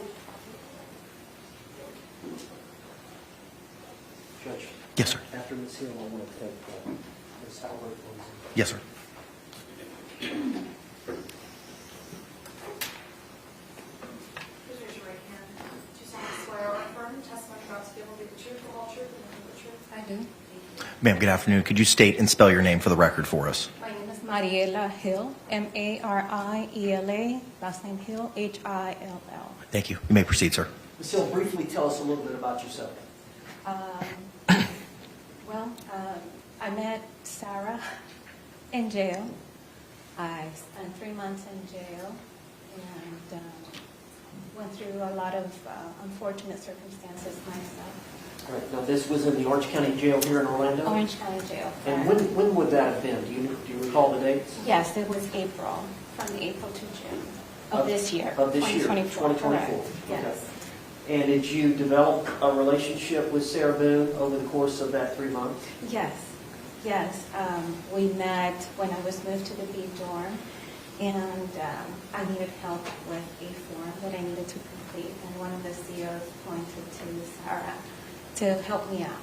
And since that moment, we became really good friends, and she was so helpful, so kind, so respectful and loving, not just to me, but to everyone. And I have nothing but good things to say about her, her character, her loving heart, and how deep her faith is, her faith in God, and believing in justice for everyone. So that's what I believe. State, any questions? No, Your Honor. All right. Thank you, Ms. Hill. I appreciate it. Ms. Albert, good afternoon, ma'am. Can you hear me? This is Judge Kranick, and if you can, I would ask you to turn on your camera and unmute yourself at this time, please. Sir, how do I unmute turn on my camera? I know how to unmute, but I'm not sure how to turn the camera on. Turn the volume down. So, ma'am, is that better? When you join the link, there should have been an option for like a pull down on the left hand side of the screen. Oh my God! Open out or turn on a camera. I don't know what device you're appearing on. If it's a cell phone or a laptop. It is an iPhone. Should I try to re-enter the room? Yeah, try to do that. There should be an option for you to pick a camera. And you'll either select the default camera, and hopefully we'll be able to see you at that time. Okay, let me just give me 1 second. Sure.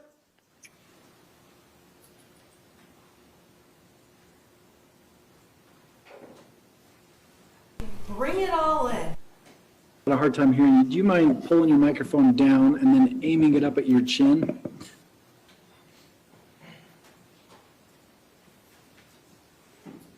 This cannot be real life.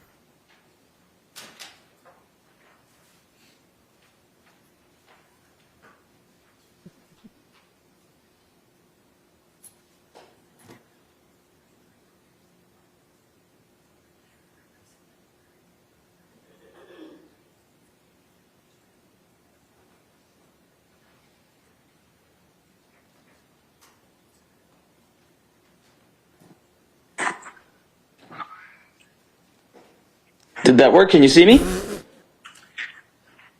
I cannot.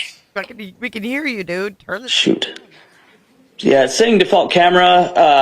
It's saying front camera. I chose it. It didn't show my face or anything like that.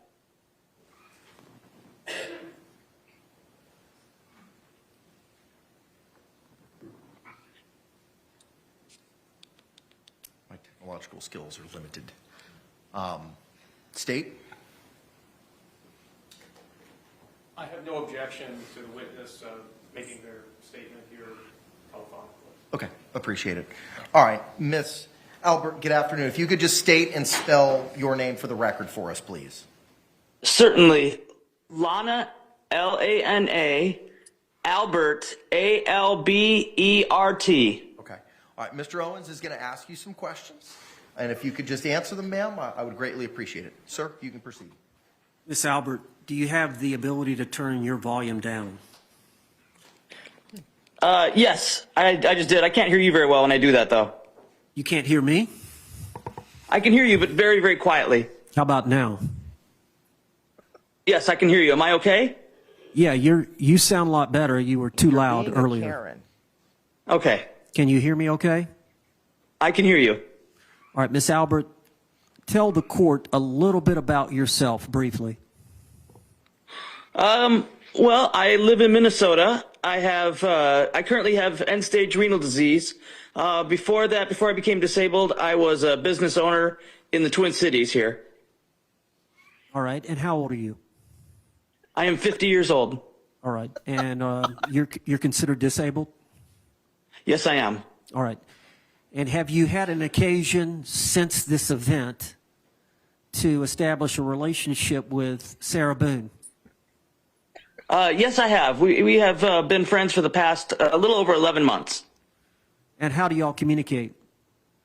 We've communicated a lot of phone calls, lots of tablet back and forth, and a lot of letters as well. I'd say many, many, many hours of time spent with each other. All right. And do you want to speak on her behalf here today? I would, please.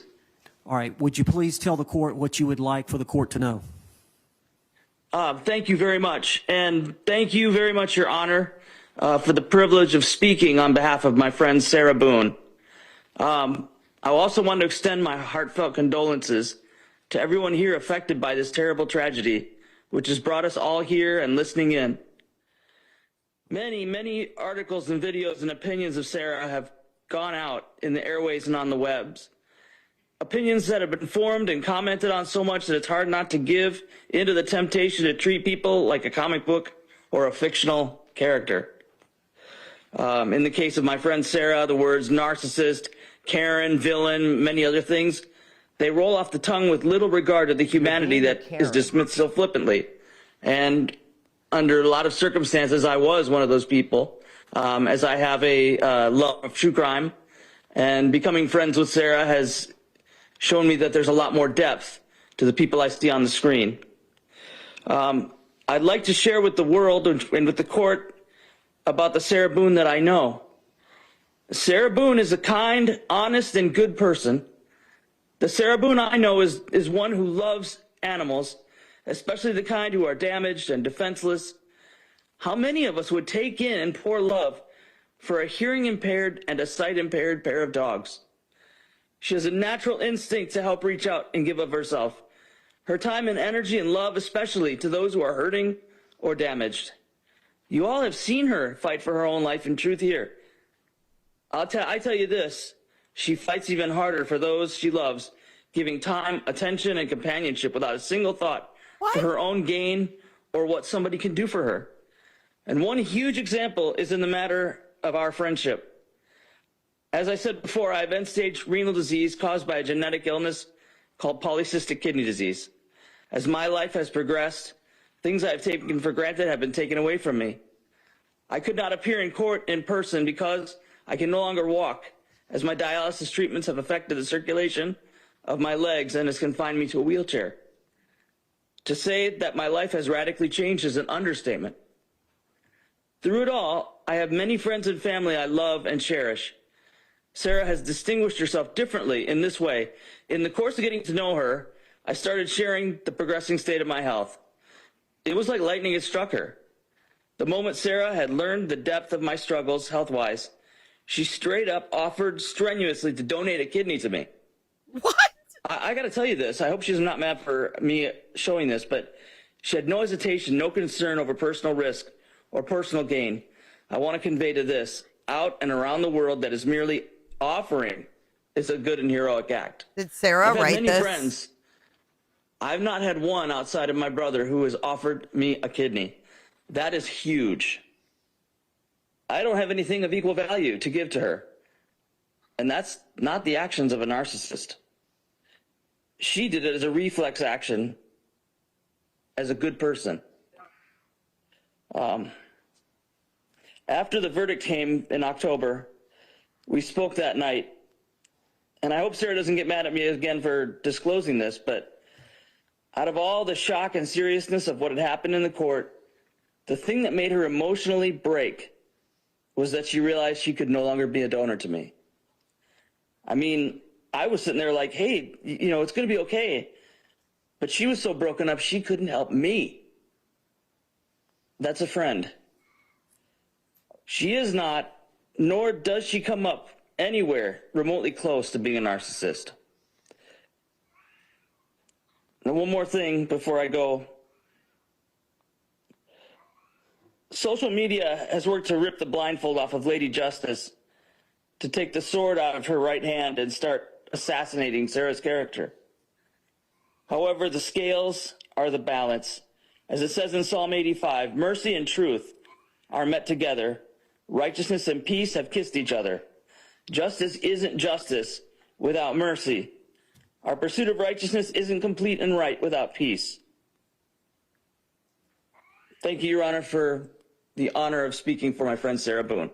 I hope that your justice is mixed with mercy here today. Thank you. State, any questions? No, Your Honor. Any follow-up, Mr. Owens? No, Judge. All right. Thank you, Ms. Albert. I appreciate you.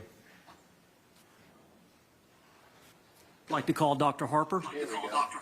You want her on the stand or? I'm okay with her on the stand. On the stand? No, she can be right now. Yes, sir. Yes, sir. We have an echo. Echo in the courtroom.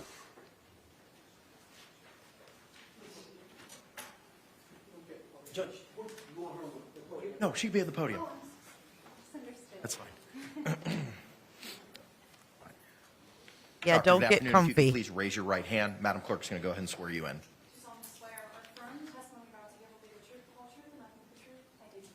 If you could, Doctor, state and spell your name for the record for us, please. Dr. Julie Harper, Julieharper. All right, thank you. Counsel, you may inquire. And Dr. Harper, we all know we were here a few weeks back for the trial, and your testimony said the judge knows quite a bit about your testimony, but if you could, I know that you prepared a report, and we have submitted that to the court, which the court has read, and the state has a copy. And I don't know if you want to refer to that or just speak on. We don't want to hear you about again. Sarah Boone and what you did to assess her, and then any opinions that you want to express. All right. I think that during trial testimony, I reviewed all of the documents, excuse me, and all of the records that were available. They're documented in my report as well. Speak up, lady. In addition to the forensic clinical interviews that I conducted, I also have had the opportunity to talk to her brother, Philip Paulson, in the interim since the trial, and I included his information in my report as to her family background.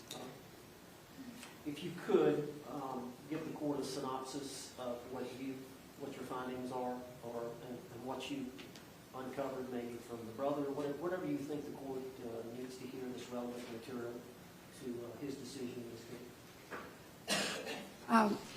case. So referring to the summary section of my report, I'll keep it a brief, but I'll outline the highlights that I feel like haven't been conveyed before, which is an understanding of Ms. Boone's early family life, in that she is the middle child of her parents' union, and that her parents did not have a happy marriage. They didn't provide an opportunity to have a good role model as to how to have a partnership together.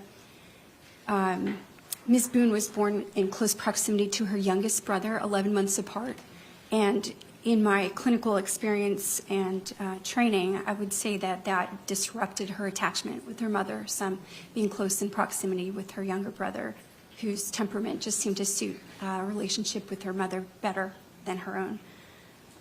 So ultimately, Ms. Boone bonded with her father. Though he wasn't described by either child as an affectionate person, he was somebody that was there for her at sporting events and more of a primary parent for her in that way. His untimely death by heart attack during her high school years was marked by her brother as a turning point for her in how she was acting at home, her demeanor, her relationship with her mother took a turn for the worse. She was not coping well. She was using substances based on what her brother was saying. And it is my opinion that that early lack of foundational relations with her mom and not feeling very secure, the death of her father, destabilized her. That's a period of your life when you're leaving high school, when you should have formed a very solid foundation to go out in the world. And I don't think that that's what she had at that moment. She bonded easily with Mr. Boone, and you can see that there are elements of that early difficulty with her relationships because she took on a parentified role, in my opinion, during that relationship. And therefore, there's a power imbalance in that she was making decisions and not, again, having an equal relationship. I think that that led her to a sense of being a need to be right, a need to feel like she is the one that's making good decisions, to have some ego support by being in the right all the time with Mr. Boone. And I think that that led to some behaviors that she carried over into her relationship with Mr. Torres, in that she's parentified around him and acting more like a parent-child relationship, being a facilitator of housing and applications for jobs and things like that. It's So a again, little there's a late for power this imbalance that I analyzation. think was very seriously misaligned, as her brother and the property manager of their apartment had verified. They saw her being abused, physically abused in serious ways, or the effects of the abuse in bruising or calls to them. It is my opinion that she called for help, but when people got tired of her not leaving Mr. Torres, they stopped responding to those calls. And basically, Ms. Boone handled things on her own. And as other people with healthier boundaries probably would have left, she being acting out the pattern of intimate partner violence did not leave. She stayed long past when it would have been smart for others, or others would have said to leave, sorry. The undergirding of that not leaving the relationship is a long-term anxiety problem that became post-traumatic stress disorder. There is an earlier instance of exposure to traumatic stress in that she was the person in the hospital after her father died who found him having students perform CPR on his dead body. So that was an early exposure to high traumatic stress, witnessing that incident, and based on her brother's description, that was something that changed her. When a person is exposed to numerous compounding stressors, their adrenaline system is changed. It alters your body. And things that might be an otherwise neutral situation, you tend to have a cascading adrenaline response to that. And I think that that ultimately, for her, as she succumbed to other instances of serious physical abuse from her partner, became post-traumatic stress disorder. I do think that that is a condition that is still existent even while she's in jail. It's something that she needs treatment for because those triggers are unmitigated, meaning that she hasn't really had the kind of therapy to address them and reduce her adrenaline and anxiety responses when she thinks of past instances of traumatic events that have happened to her. You can also respond to post-traumatic stress disorder clinically by using antidepressant therapy, and that would be something that could assist her ultimately in reducing symptoms if she had counseling and antidepressant therapy. Now, Dr. Harper, I know you had testified at the trial that, in your opinion, she suffered as a battered spouse, the syndrome that is legally recognized in Florida, in the courts of Florida. That's correct. And I understand that is tied to this intimate partner violence, which is maybe the same thing, but there's a complex mental health issue that ties into that. Can you speak on the complexity of that whole cycle that one such as Sarah Boone and George Torres were involved in? Certainly. So intimate partner violence is not a diagnosis. It's a pattern of events that occur between two partners in which the power dynamic is altered by the physical abuse or behaviors that are controlling in nature to the point that someone's safety is threatened. It's common for victims of that to have a complex mental health condition, often including depression, anxiety, and substance abuse problems. And what might be substance abuse to cope with the problem, like numbing oneself, will sometimes result in its own diagnosis. The pattern of intimate partner violence, I think we covered in the trial, but just in summary about that, there are phases in which at first the bonding of the two partners might be something positive. They've got something in common or have pleasurable time together. And then the secondary phase of that is when there is change in dynamic and some kind of traumatic event occurs, some instance of physical violence. And then there's a third phase in which it's like a honeymoon phase where they're trying to right the relationship. So in phase one, when they're having something pleasurable, the tone shifts. Phase two, there is some kind of incident. And phase three, there's a honeymoon phase. As that pertains to anxiety, I think that a person who suffers from intimate partner violence never stops experiencing that hypervigilance, waiting for the next instance of violence to occur. So even though they may look happy, they might be experiencing something positive, they've not really relaxed because their memory that that could or will occur again is still in their mind. So they haven't fully stopped experiencing intimate partner violence.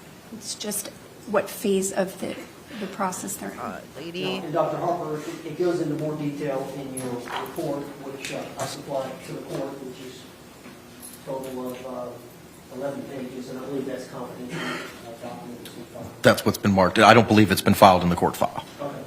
If it has, that's something if it needs to be, it's something we can address. I have reviewed it. It does reflect confidential and privileged information on the first page. I don't believe it's been filed in the court file unless you did it. Okay. It already has been? All right, appreciate it. Under seal. Okay, excellent. Thank you, sir. And Dr. Harper, you're aware that the defense has filed a defendant's motion for downward departure. Yes. And we've listed several factors under paragraph 3, the capacity of the defendant to appreciate the criminal nature of her actions and conform with the requirements of law were substantially impaired, that she requires specialized treatment for a mental disorder that is not related to substance use or addiction, although you agree that she does suffer from alcohol use disorder. So she has an underlying mental health disorder, post-traumatic stress disorder, and I additionally diagnosed her with alcohol use disorder, which is separate. But you agree she does require specialized treatment for a mental disorder that's not related to the substance abuse or addiction? That's correct. And you agree she's amenable for treatment? Yes. And you would agree that she acted under extreme duress in this unique homicide case? Yes. And you would agree that the uniqueness of the circumstances, the facts and circumstances surrounding the case, that the offense was committed in an unsophisticated manner? Yes. It was isolated.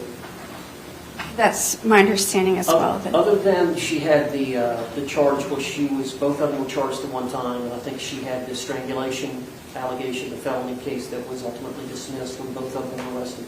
She had a prior felony case. The facts are different, of course, than this particular case over here today. Dr. Harper, I believe that's all the questions I've got, unless you would like to say if I've missed anything, of course. No, okay, and if not, it's in the report. Yes. Any questions? Yes. May she take the stand so I can take the podium? Yes, that's fine.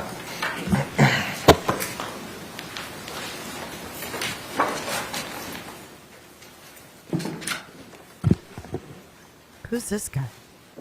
You may inquire, sir.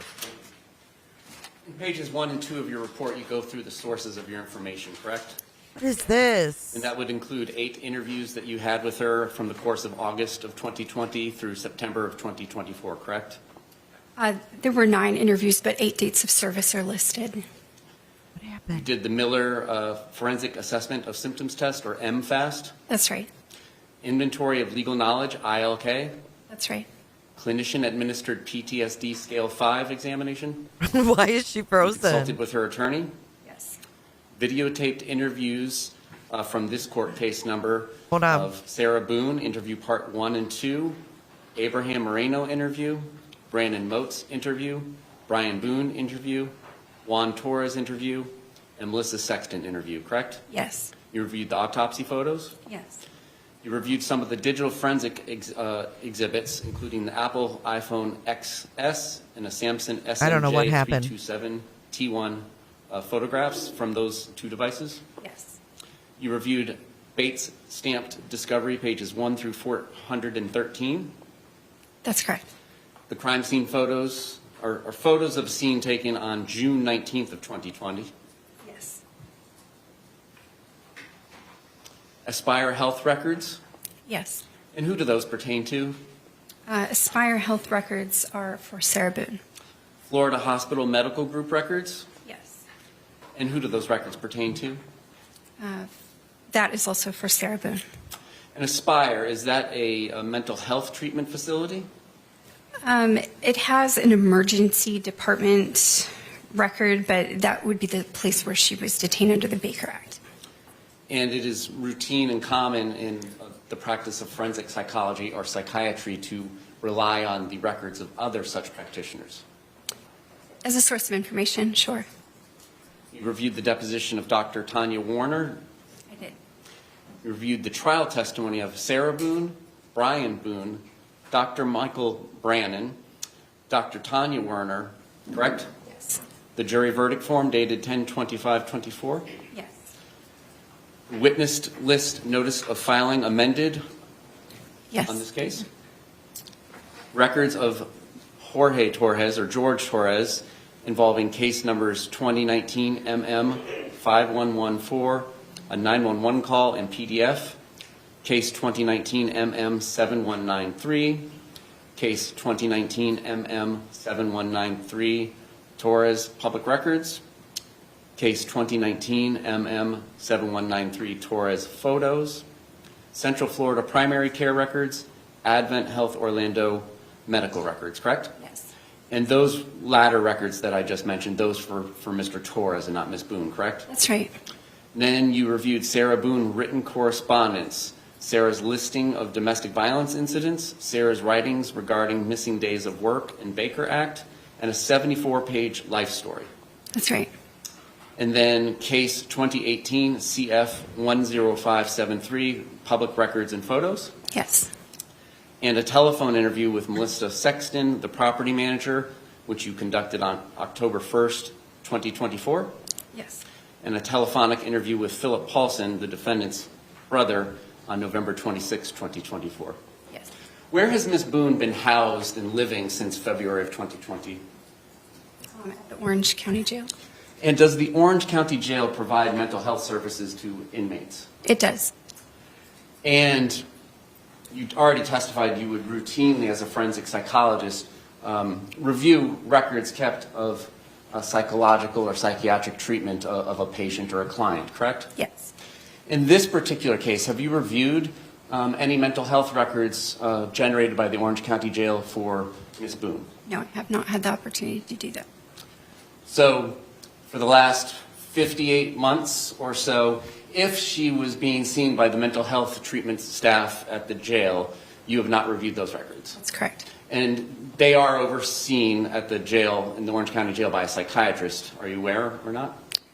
If the person's level of mental health intervention deems them eligible for psychiatry, then they will. And any diagnosis or lack of diagnosis that they have had during the course of the last 58 months, you are unaware of because you did not review the records. That's right. I don't have any other questions. Any redirect examination? No, Judge. All right, thank you. One question. Dr. Harper, I didn't ask you to review those records, did I? No. Thank you. Judge, I believe you said it at the very beginning that I had submitted several letters on behalf of Ms. Boone, and she didn't hear that, but I wanted her to be made aware. Yes, ma'am.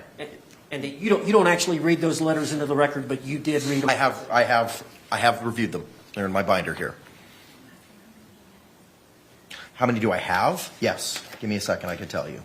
I have.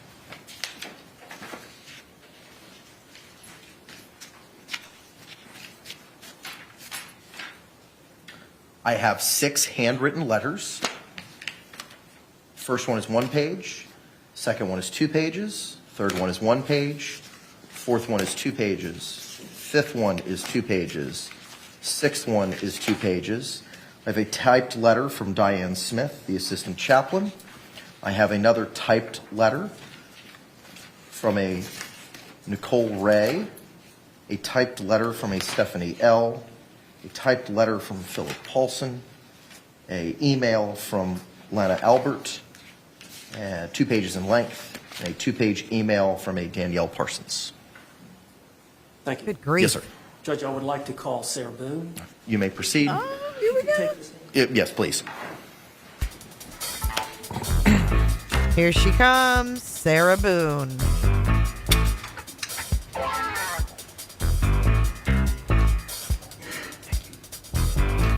Ms. Boone, you can be seated. You've been previously sworn.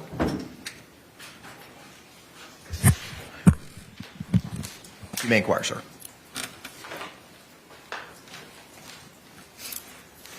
For the record, just state your name again. Sarah Boone. All right.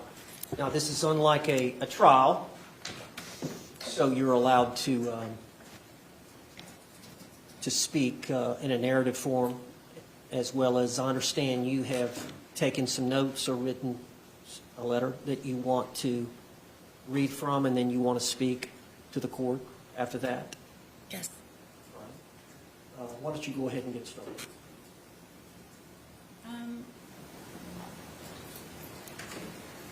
This is actually an edited version of. Hold on a second.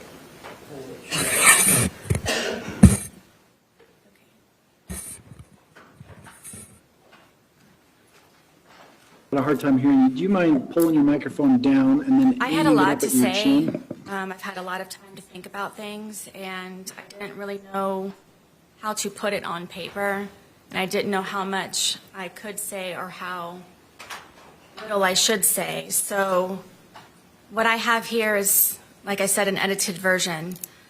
But I would like to read the more important parts that I feel that everyone should know that wasn't said in my actual trial. And on top of what I have on paper, this is just the tip of the tip of the tip of the iceberg. So I wanted to read this, and then, if I may, I would like to address everyone in my apology on top of my statement. You may proceed, ma'am. Kintu sukuroi is a kind of Japanese ceramic style which means to repair with gold. In this tradition, when a ceramic piece breaks, an artisan will fuse the pieces back together again using liquid gold or gold dust lacquer. So rather than being covered up, the breaks become more obvious and a brilliant new piece of art emerges from the brokenness. It embraces flaws, weakness, and imperfections, and also teaches the essence of resilience. Every crack in a ceramic piece is a part of its history, and each piece becomes more beautiful because it has been broken. This is the wisdom of Kintu sukuroi. In my wisdom and with all of my repairs, then, now, and ongoing, God is, has been, and will always be my artisan. All of my gold is forgiveness. This has held me together, made me shine brighter, and overcome the damage caused by Jorge Torres, the Torres family, the justice system, Orange County Corrections Department, social media, scoundrel detectives, infamy, defamation, ongoing constitutional rights violations, second-degree murder, forced into being pro se. Just as gold is very precious, forgiveness is invaluable.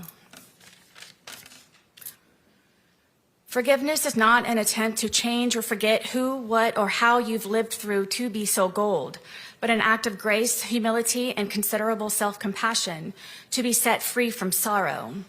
Withholding forgiveness denies your brilliance and adds even greater grief and deeper heartache, irreparable cracks on top of the already that no one deserves, no matter the pain or disappointment, untruths or injustice. It doesn't matter, as the more broken you are, even though now different than before, you've become more outstanding and more extraordinary. Above all, when you let go of blame, misunderstandings, excuses, give up your anger and cease from resentment, this is forgiven. And when you forgive, you heal. And when you heal, you move forward.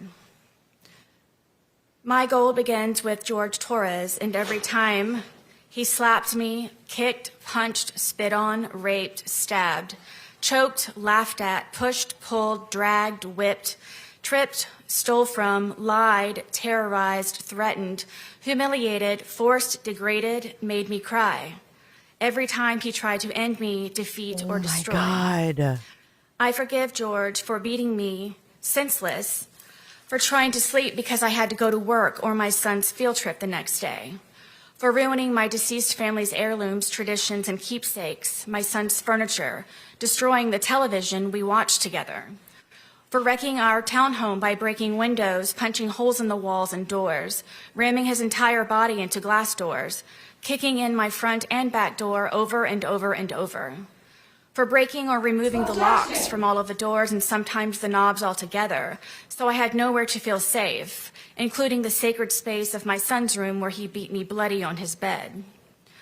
For terrorizing and threatening my blind and deaf dogs by leaving the gate open I built to keep them safe, telling me he hoped I'd find their bloated dead body in the pond or scrape their remains off of the pavement, for kicking them off of the bed and throwing across the room because they were trying to protect me, for threatening to make me unrecognizable to my son by breaking all of the bones in my face, like his brother Moses did to him after he kept seeing all of the bruises from George beating me, like all of the times their father beat their mother, for all of the drunken rages and fist fights with so many neighbors when wandering into their apartments during hunting expeditions after I had escaped, for drowning me in liquor and wine because I didn't want to drink, causing me to urinate on myself, then butting the end of the bottle in my face, giving me 2 black eyes and a bloody nose, for making me experience what it is to be sodomized, threatening to kill my friends and the neighbors when they checked on me to make sure I was alive and in one piece,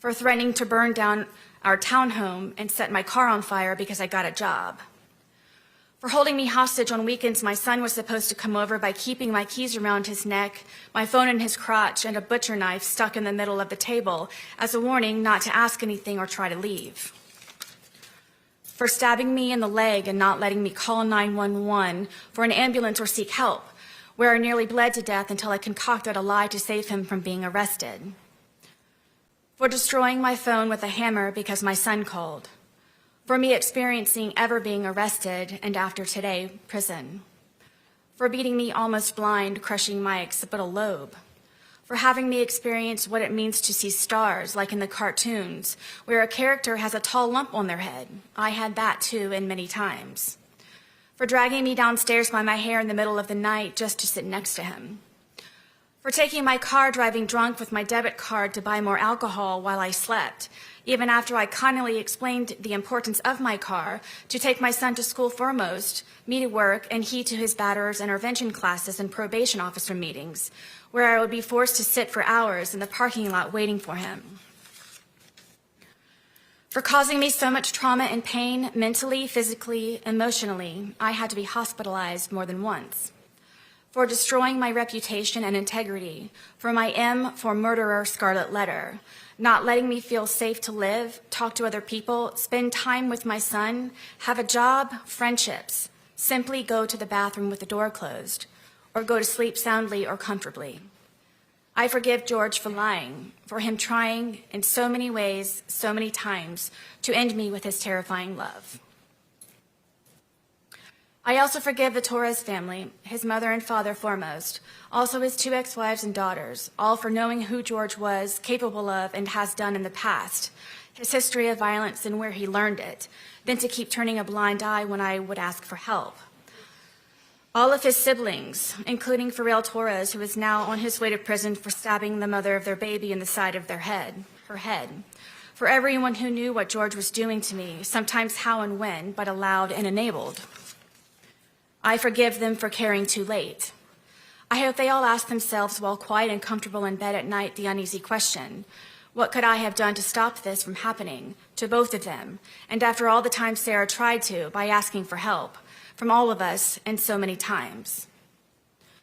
Another great contributor of my gold is social media, with its greed, insensitivity, deception, obvious exploitation, and advantageous gain from my criminal case as a whole, and for sentencing me by anticipation as a result of ignorance and hate, conjured and fabricated by the organized crime that is social media, which condemned me in the court of global public opinion since the beginning. My family law case is the new prey waiting to be picked apart and pillaged from me being made infamous by social media in my criminal case. It simply seems I cannot forgive and be forgiven and move forward. Social media has made me a pariah. It has caused great oppression and undeniable disadvantages, especially by broadcasting and manipulating my cases online. In my criminal case, as a result, my opportunities to be given a fair, proper, and uninfluenced, successful conclusion was heavily depleted and poisoned. I forgive them. Also, all of the media tycoons for not having a life of their own, trying so desperately to make themselves seem so right by making me appear so wrong. Forgiveness for prejudgment, ridiculous theatrics, lies, making and taking blood money from my and others' misfortunes, accidents, and catastrophes. It's all over their hands and their keyboards. And even after all that's been said and done, theorized, hypothesized, scrutinized, and blasphemed in my case, still no one knows me. In the end, I forgive myself for not choosing my life sooner, for not being more brave, vigilant, bolder, and outspoken, stronger, mentally, physically, emotionally, and spiritually, for being hopeless, desperate, simple-minded, weak, and inexperienced.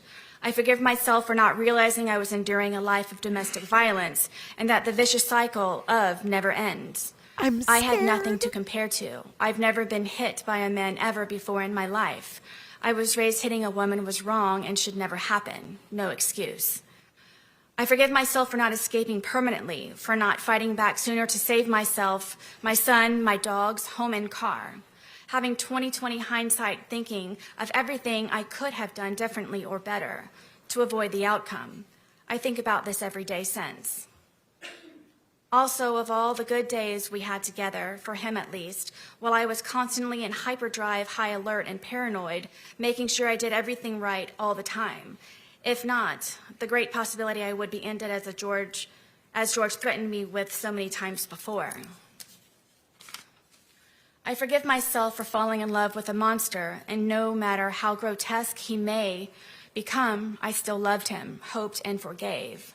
I tried breaking the spell so he wouldn't be a monster anymore. I saw who he was inside. George made me then, now, and always love him for all of his cracks also. We made each other our own brilliant pieces of art from the cracks and repairs. Unfortunately, not all cracks can be. In all of my forgiveness, George is my greatest lesson and will forever be a part of me. I think of him every day and still speak to him when alone on the rec yard. I ask his forgiveness and that he looks for me at the gates of heaven so I can tell him how sorry I am, endlessly, and that I never stopped loving him. In all of it and still. When I first came to jail, I put my mat under my bed and cried all day and all night for months, only falling asleep from being so exhausted with grief. I wrote him letters. I wrote his family and his daughters, apologizing for asking for their forgiveness. But due to fear that my life or sons would be jeopardized, I did not send. I am sorry. I cannot begin to fathom any of their grief and sadness. Please forgive me. Almost everything reminds me of him, seeing my stab wound especially every day especially. It truly reminds me that all I really did live through. George haunts me. He is everywhere. I believe because I do still love him, think of him, and miss his laugh the most. In my heart, I know he is with me and understands that this tragedy was not intentional. I hope everyone can, his family foremost.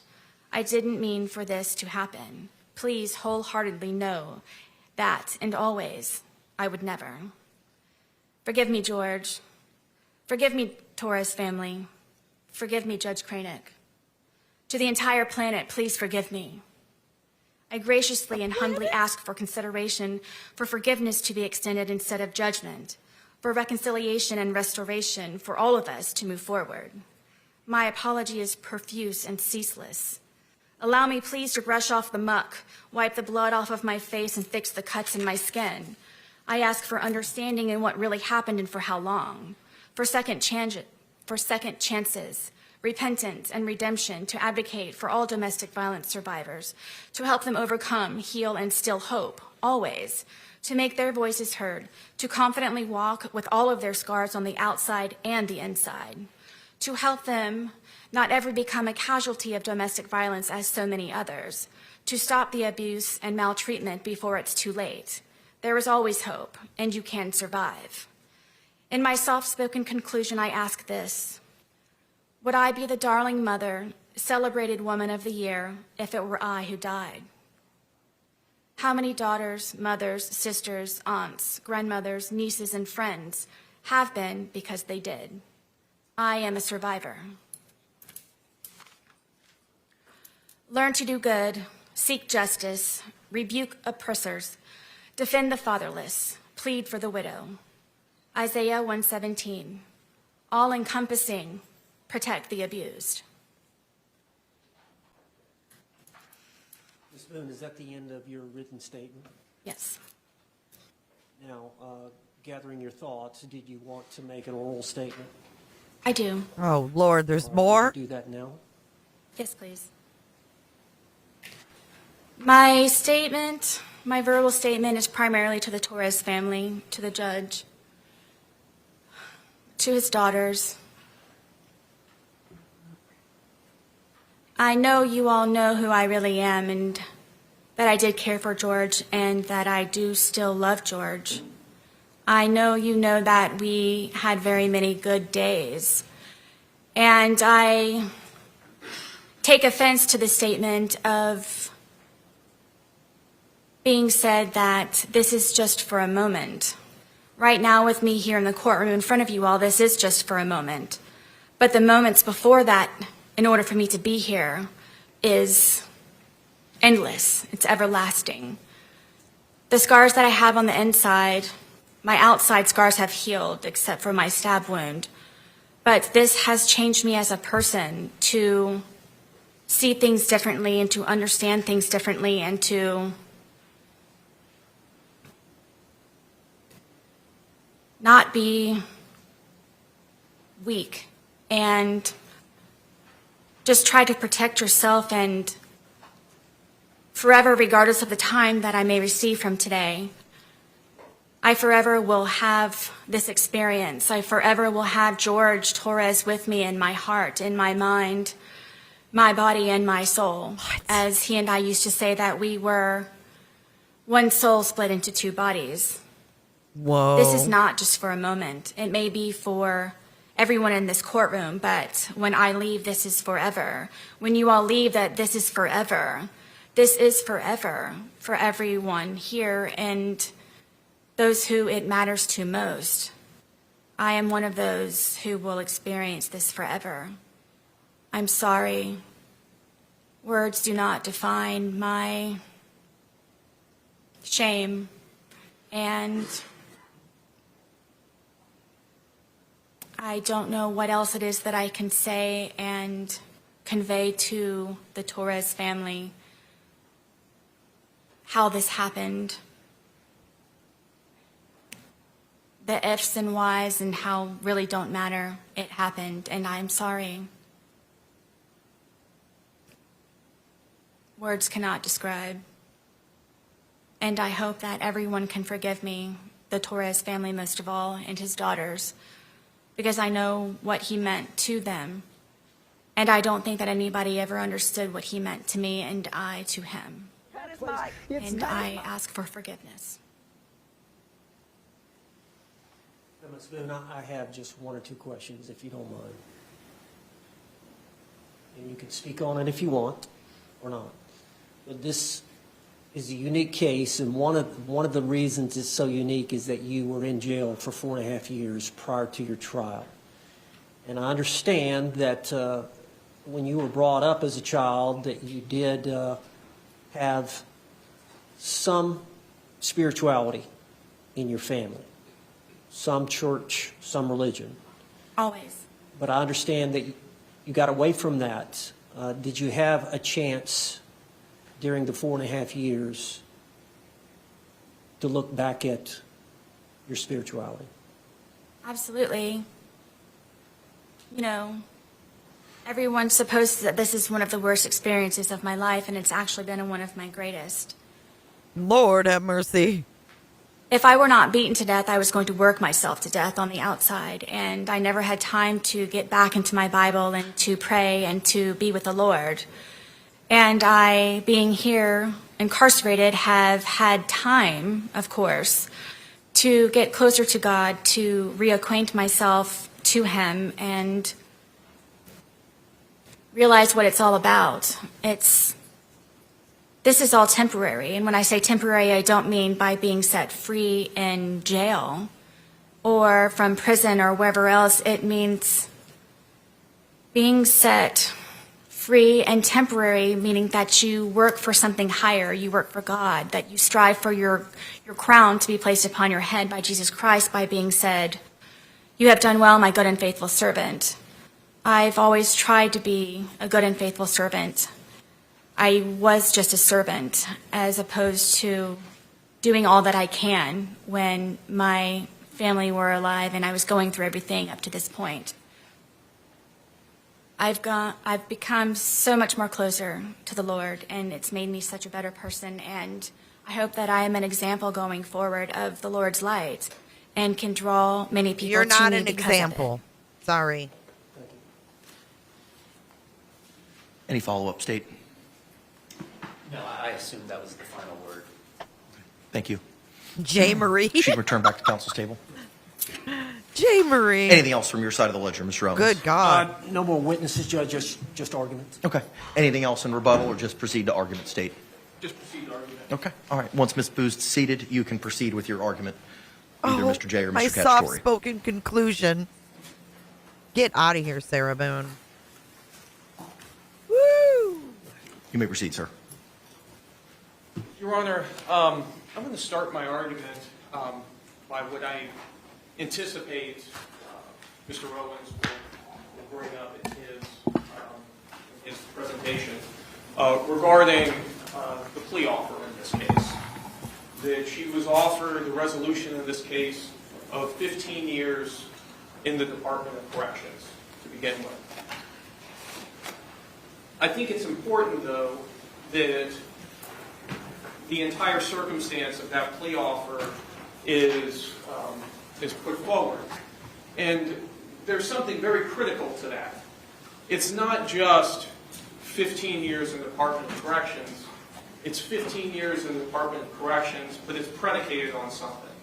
And the consideration that it's predicated on is the defendant coming to court and accepting responsibility for her actions. For her coming to court and saying, I am responsible for George Torres's death, and I accept the punishment that comes with it. That consideration was never given in this case. And because that consideration was never given in this case, the offer of 15 years in no way represents what this case is worth, or what George Torres's life is worth. That is an offer predicated on a particular circumstance, a circumstance of a first-time defendant accepting responsibility and giving every benefit of the doubt in coming to court and saying that they are ready to be punished. Those conditions were never met. So then we turn to this case, and we turn to this crime, and we turn to the actions of the defendant of taking the law into her own hands and murdering George Torres. She has never shown remorse for that. She didn't show remorse for that here today. She again painted herself as the victim. She's the victim of Jorge Torres. She recounted the litany of evil deeds and mistreatments that he perpetrated upon her. She's the victim of Jorge Torres' family. She's the victim of the police. She's the victim of social media. It's all about Sarah Boone. Everything's about Sarah Boone, about how she is the victim. But Sarah Boone sentenced every one of Jorge Torres' loved ones to a life sentence. Just like she sentenced Jorge Torres when he was in that suitcase. Jorge Torres lived out his last nightmarish circumstance in that suitcase, begging to be let out for several minutes, which undercuts any argument that this was somehow unsophisticated.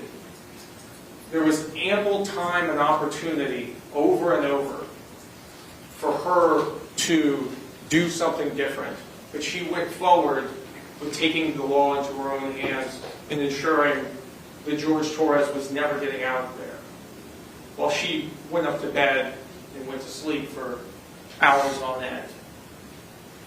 She can't say that she was in duress for the same reason. She was in such duress of Jorge Torres that she goes upstairs and goes to sleep for 11 hours.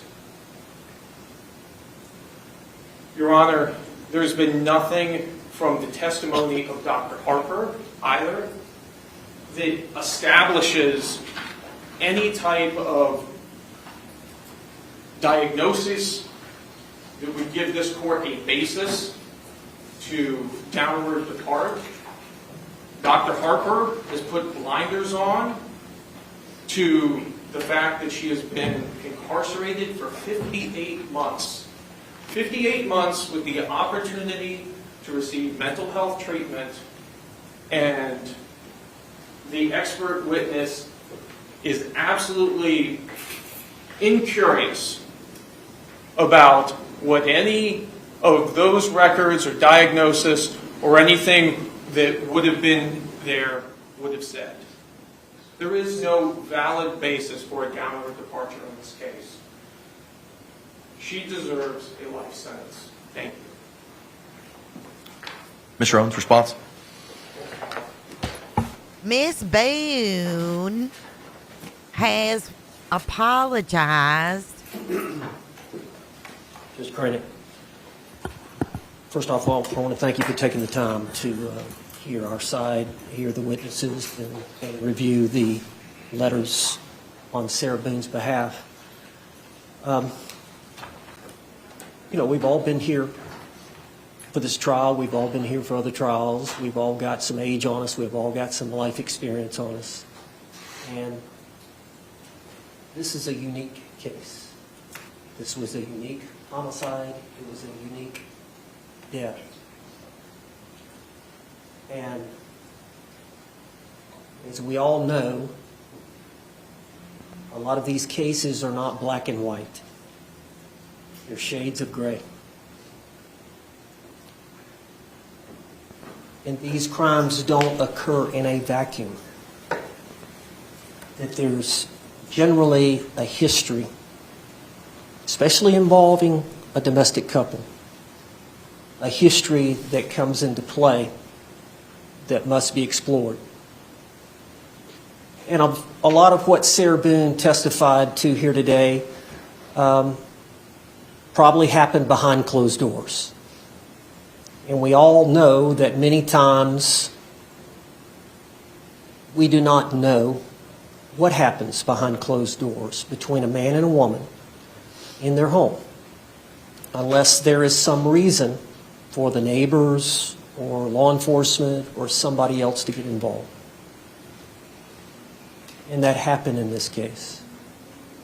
And so gradually over time, as this event occurred, there was an investigation, and it was learned that there was a history of domestic violence involving these two parties.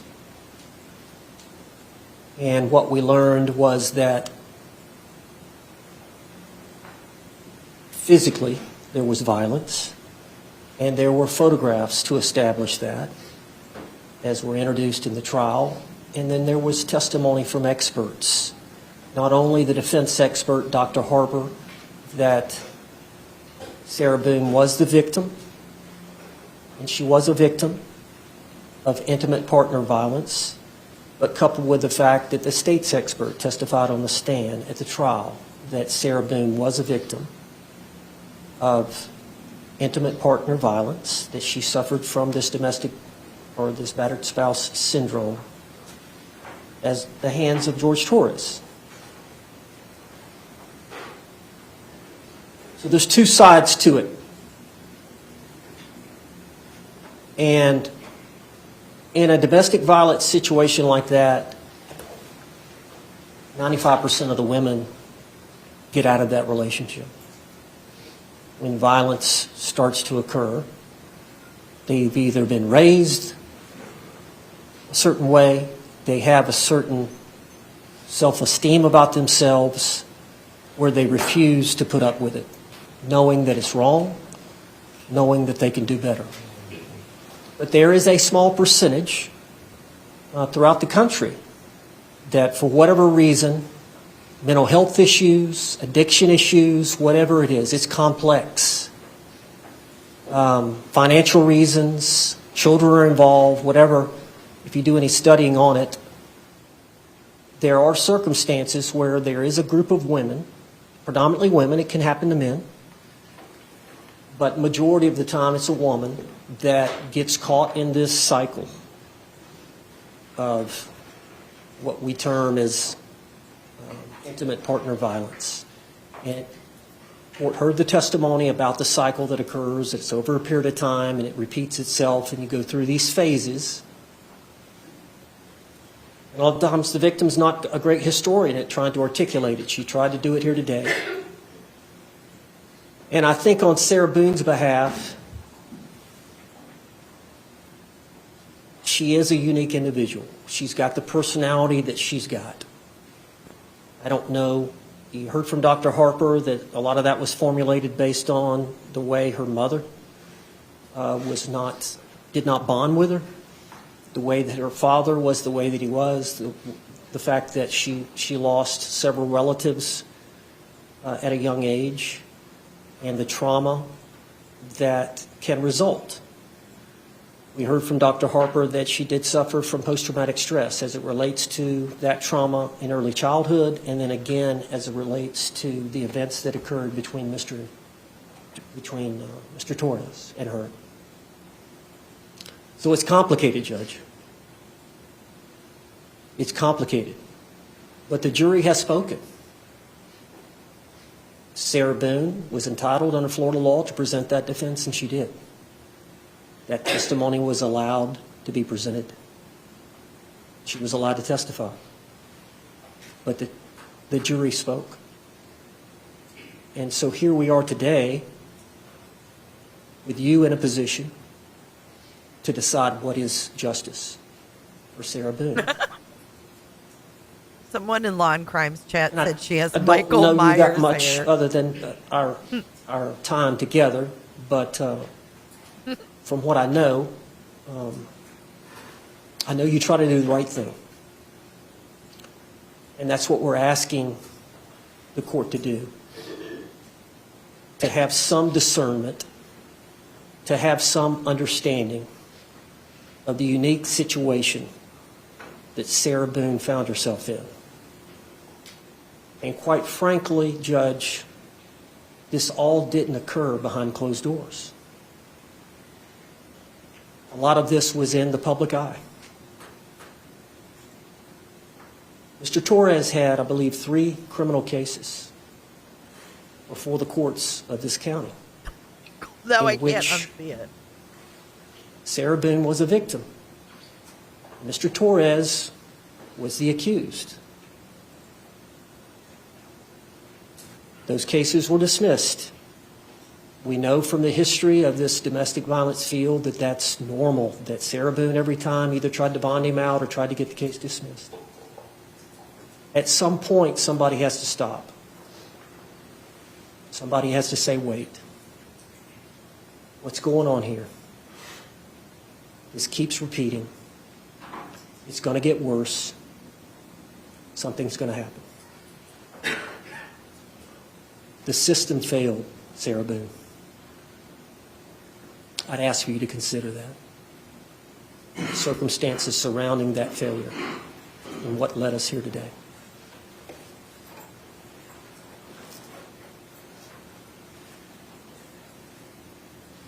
I've asked the court to consider a downward departure. I believe you've gotten a copy of the score sheet. Not since before trial. Is the score sheet stipulated to? Yes, sir. All right, you may approach. Thank you.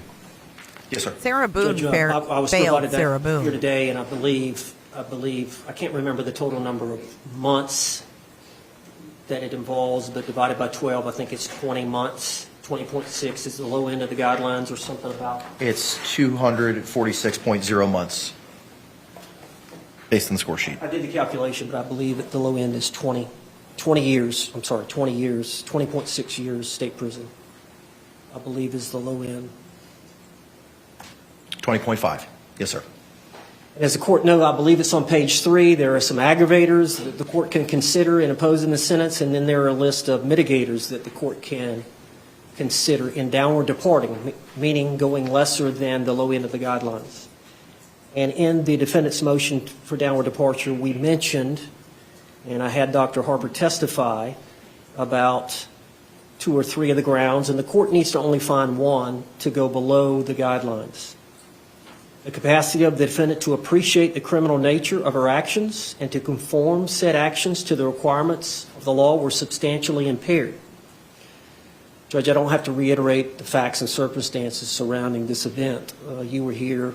You heard the testimony. Please don't. You heard the circumstances surrounding what happened and how it happened. I would ask that you consider that as a mitigator. To D, the defendant requires specialized treatment for a mental disorder that is not related to substance abuse or addiction and is amenable to treatment. I think it's fair to say here that we know that Sarah suffers from some mental health issues, objective mental health issues that have been opined by Dr. Harper and Dr. Werner. And you heard Dr. Harper testify about the post-traumatic stress disorder that she suffers from as it relates to this event, as it relates to her trauma that occurred in childhood. I think we heard from Dr. Werner. Dr. Werner testified that she suffered from the alcohol abuse disorder, as did Dr. Harper, but Dr. Werner also mentioned that she was not for sure about the anxiety disorder, whether it occurred prior to or because she was in the jail for the 4.5 years. However, she does require specialized treatment for the mental disorder, and she is amenable for treatment. And then third, the defendant acted under extreme duress, I think based on Sarah Boone's mindset as she testified to her today, and then you heard from the experts at the trial that when you get that anxious about what happens, Sarah testified about they would have good days where there would be no drinking or very little drinking, and then there would be other days where there was heavy drinking, and generally when Jorge Torres got highly intoxicated is when potentially things could get violent, and that she was constantly anxious about each day that she was with him. She loved him, obviously being in a cycle like that where you love someone but can't leave them. For whatever reason, Jorge Torres couldn't leave Sarah Boone, and Sarah Boone couldn't leave Jorge Torres, and it was a vicious cycle. But we believe that she qualifies under that it was under extreme duress at the time of this event. And lastly, the defense was committed in an unsophisticated manner, which was an isolated incident. Now, isolated, we know, Judge, that she had one prior event in which both of them were arrested. You heard her testimony that it was during an event. They ended up downstairs next to the washer and dryer, and that she was on the bottom, and she had used her hands to try to get him off, and she had tried to choke him, and there were some marks on him. And she was arrested for I think felony domestic violence battery, as well as he was arrested. I think a few days later, both of those charges were dismissed against either party. But she has no criminal conviction record. She has never been convicted of a crime other than that event. Now, I think that can be distinguished. So we believe that it was an unsophisticated manner. Obviously, the uniqueness of this event is unsophisticated. Anybody that would calculate that they were going to murder somebody by putting them in a suitcase and letting them spend the night, and the next morning not try to dispose of the body, not try to put the suitcase in a car and go dump the body, not try to dispose of the bat, do something. She did nothing. No attempts to tamper with evidence. No attempts after the fact to uncover any conduct whatsoever. No attempts to delete the videos from her phone. Here's my phone. Voluntarily given that information. I think that goes to the unsophisticated manner and unintentional death that occurred.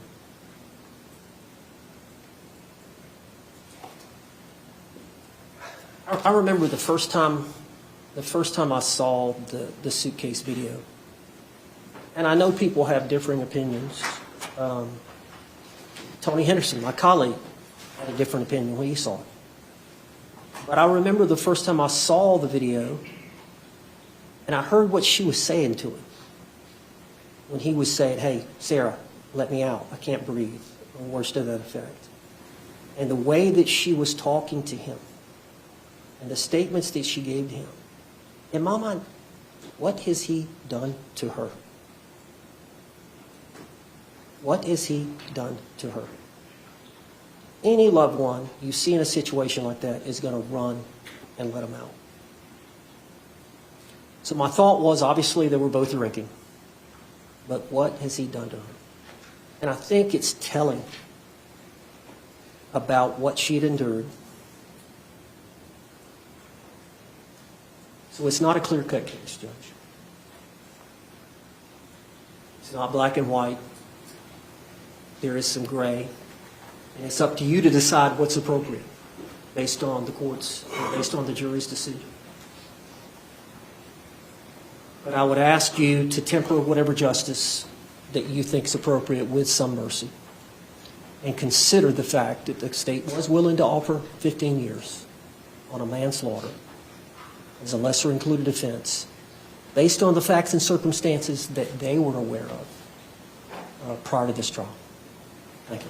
Thank you. Any rebuttal by the state? No. Okay. The court has had the opportunity to review the evidence and testimony that was presented at trial. The victim impact statements presented here today, the statements of character witnesses, both orally and in writing, Dr. Harper's report and testimony, the defendant's testimony, pre-sentencing investigation, the arguments of the state and the arguments of the defense. Court pronounces sentence as follows. Ms. Boone, court sentences you to life in the Department of Corrections with credit time served that Madam Clerk will provide to you momentarily. There are also court costs and costs of prosecution, which Madam Clerk will give you the totals of momentarily. Due to the court levying a life sentence, the court is inclined to liquidate those to a civil judgment unless I hear opposition from the state. No opposition, Your Honor. All right. Madam Clerk, if you could please give us the credit time served and the court costs, please. 4 years, 9 months, and 8 days, and the court costs are $418, a state prosecution fee of $100, a dirt fee of $50, and a PD. Oh, excuse me. I hope this helps them a little bit. So the total would come up to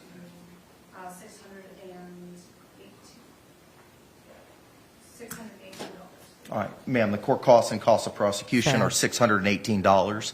Those will be liquidated to a civil judgment. You will be given credit time served of 4 years, 9 months, and 8 days. You will have 30 days from today to appeal the judgment and sentence in writing. If you cannot afford an attorney, one will be provided to you. I'm going to have the courtroom deputy provide you the paperwork. Because you've been incarcerated for the last 58 some odd months, the court is going to declare that you are indigent in this matter. I cannot appoint the public defender to represent you as they are conflicted out. Similarly, I cannot appoint the regional conflict counsel to represent you for the same reasons. The clerk will appoint an attorney from the conflict wheel who specializes in appellate litigation. And again, you'll have 30 days from today to appeal that judgment and sentence in writing. Do you have any questions for me? You will now be remanded into the custody of the Orange County Jail to transfer you to the Department of Corrections, and I wish you the best of luck. State, anything further? Oh, boy. Defense, anything further? All right. Thank you all very much. Court's off the record. Is she able to stand up? Wow.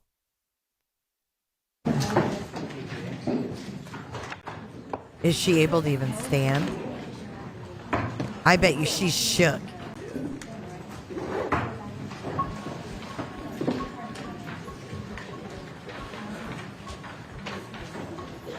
Little song for Sarah as she gets led off to prison. Her final home, just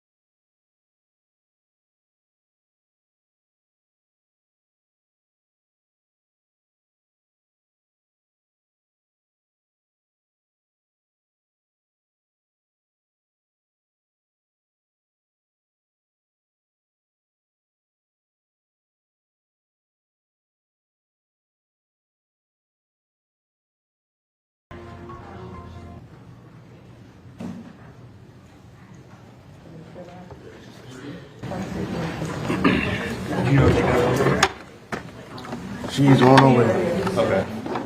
Can you just give me a heads up when they get her here? Yeah, I got you. I gotta go down and see her real quick. All right. Start.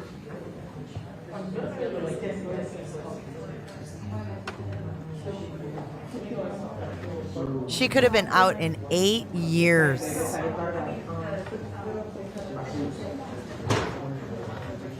And she got life. She's got no possibility of ever getting out. She did. She totally. I fought the law and the law won. She fought the law and the law won. Hey, Myron. Good to see you, my love. I miss you, Myron. Myron, you're here to roll our credits.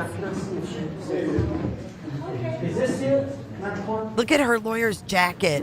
Stop. Stop. Look at his jacket. Just hold on. All you gotta do is sign. I'll help you do this. Just hold on, Miss Boone. Oh, she's about to have a meltdown.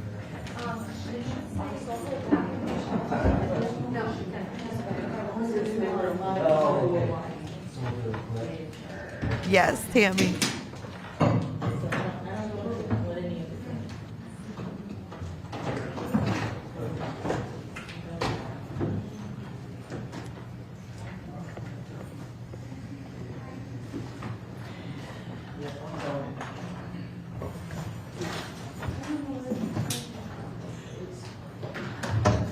There's a special contingency form for the appeal. You have to sign. Signing the appeal.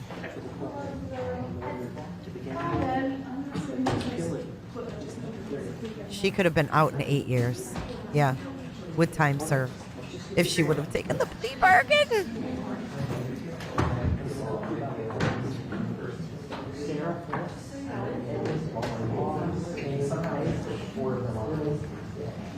She gambled, man.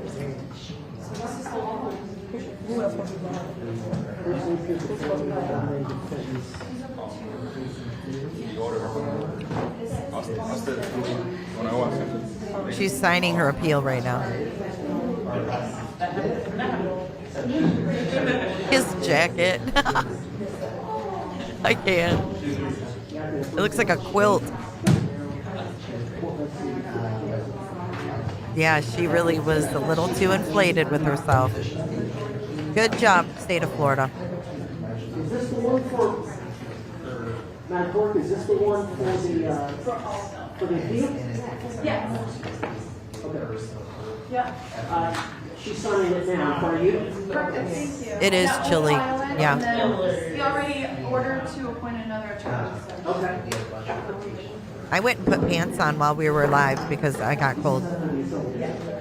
She did, McKenna. She really thought she could. You see a true narcissist right here. She thought she was smarter than everyone else in the room.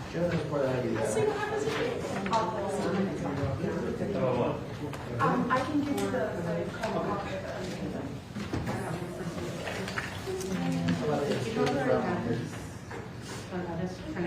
just in case. Yeah, is this what you emailed me? Yeah. Yeah, it's the order probation. Yes, I do. Well, the white's cute, but that green looks like a quilt.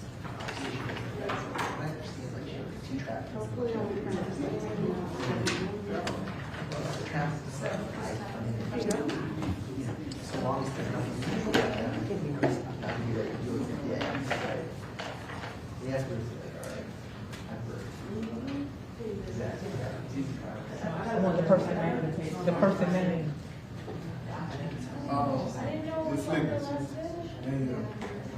What about Gary?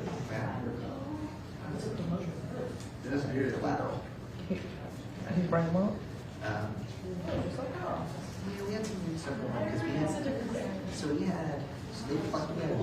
Okay, so he hasn't signed it. I'll give you his but Look how white her arms are.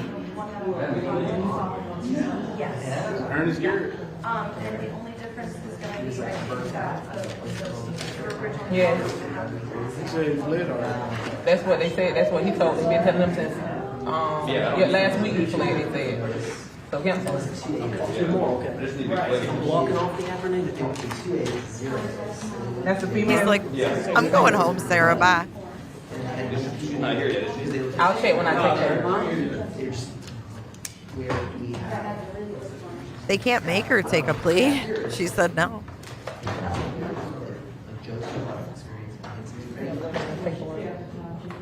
Oh my God, that face. Did you see that face?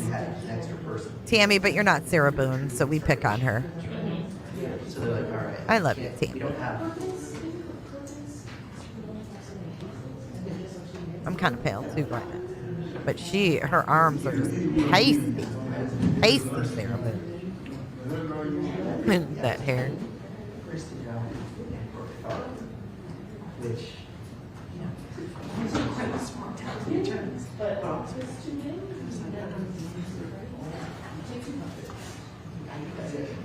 We have souls, Tammy.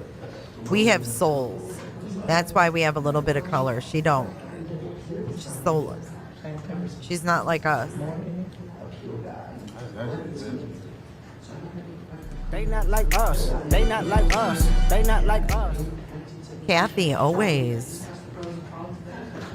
Always. Thank you guys for being here. I'm more grateful you guys are here.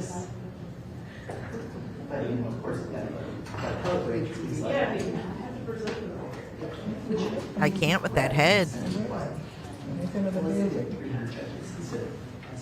But he said he was giving her some hand. I thought it was a silver thing. If we had 45 attorneys for the PD side. Cooter salutes for all.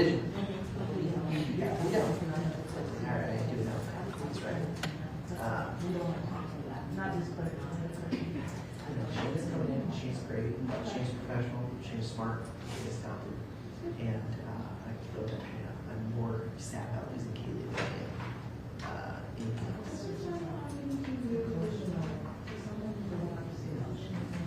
We had 9 months. We just do check the data, she was one of our state attorneys. She didn't shed one tear, man. Be safe, Sherry.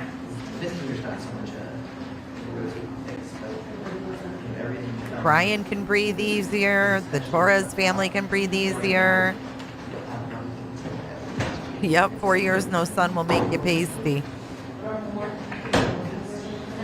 She can't ever be out messing with anyone's lives again. I think the current modus operandi is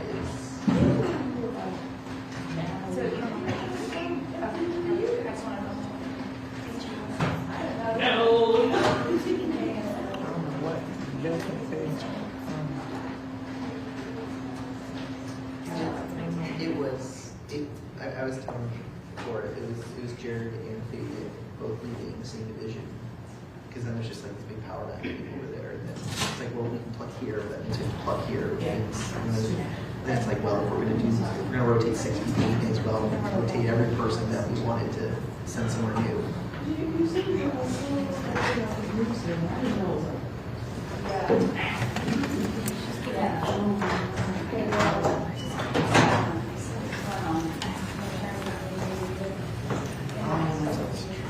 Well, they have plans for that. Did they forget about her?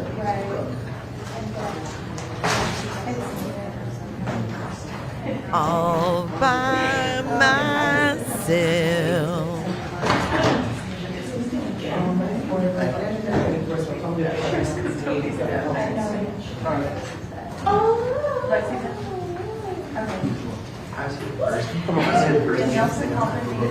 Here she goes.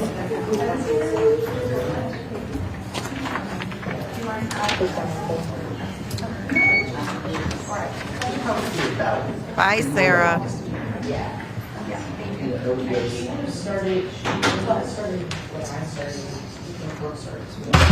You don't have to, no.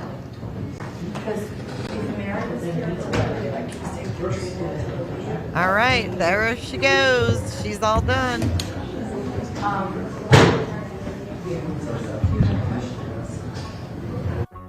Shoot, I was seeing if anybody would talk about her. Michael Myers is on her way to a Florida State prison for the rest of her life. Toodles to Sarah Boone. And the drunk driver got 25 years. Wow. All right, guys, thanks for joining today. It was fun, like every other stream we do together. I appreciate you all. Yeah, hopefully we never have to see her again. Oh, that's that. Here you go, Dash. That's a perfect sound bite. Another one bites the dust. Until the next one, right? Life without parole. Life without parole. She in there forever.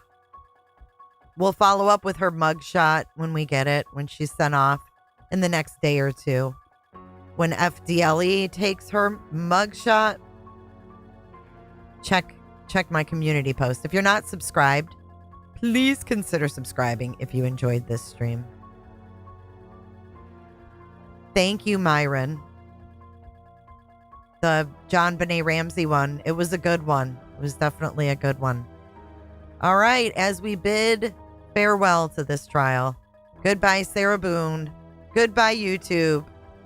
Until the next one, everybody stay safe out there. I love you guys. Thanks for the support. I'll see you on the flip side and in Discord.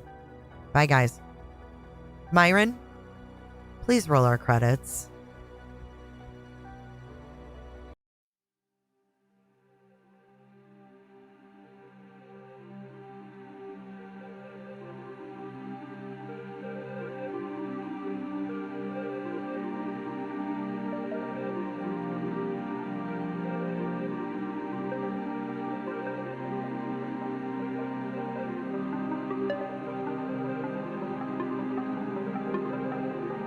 so much for watching. If you enjoyed this live stream or video, make sure to give it a thumbs up and hit that subscribe button so you don't miss out on my latest content.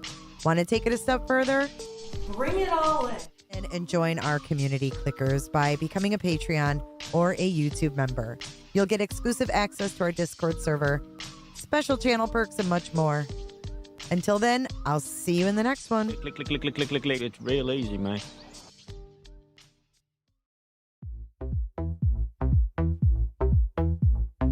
I don't give a damn. I don't really care about you and your problems. I don't give a damn. You talk way too much. I have heard enough about you and your problems. I don't give a damn. I don't give a damn. Damn, damn. I don't give a damn. Damn, damn. I don't give a damn. Damn, damn. I don't give a damn. Damn, damn. You wanna be, you wanna be, you wanna be with me. You wanna feel something real, but I'm feeling differently. You're making plans to get to friends, but don't wanna face the fact that I ain't got time, I ain't got time, I ain't got time for that. Staying up late, sleeping all day, dreaming about Cadillacs. Buying new shoes, hanging by the pool, sipping on Coke and Jack. Calling my phone when you feel alone, but I'll never call you back. 'Cause I ain't got time, I ain't got time, I ain't got time for that. I don't give a damn, I don't really care about you and your problems. I don't give a damn. You talk way too much. I have heard enough about you and your problems. I don't give a damn. I don't give a damn. Damn, damn. I don't give a damn. Damn, damn. I don't give a damn. Damn, damn. I don't give a damn. Damn, damn. You're mad at me for not giving you comfort. You say that I'm away so much and now you don't feel the way you felt when we were younger. But that's okay for me, 'cause I don't give a damn. I don't really care about you and your problems. I don't give a damn. That fuck 'em You up. talk way too much. How much? I have heard enough about you and your problems. I don't give a damn. I don't give a damn. Damn, damn. I don't give a damn. Damn, damn. I don't give a damn. Damn, damn.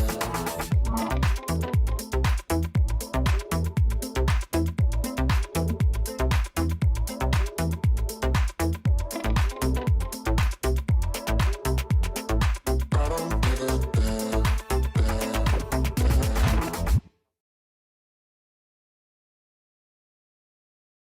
Bye, Jennifer.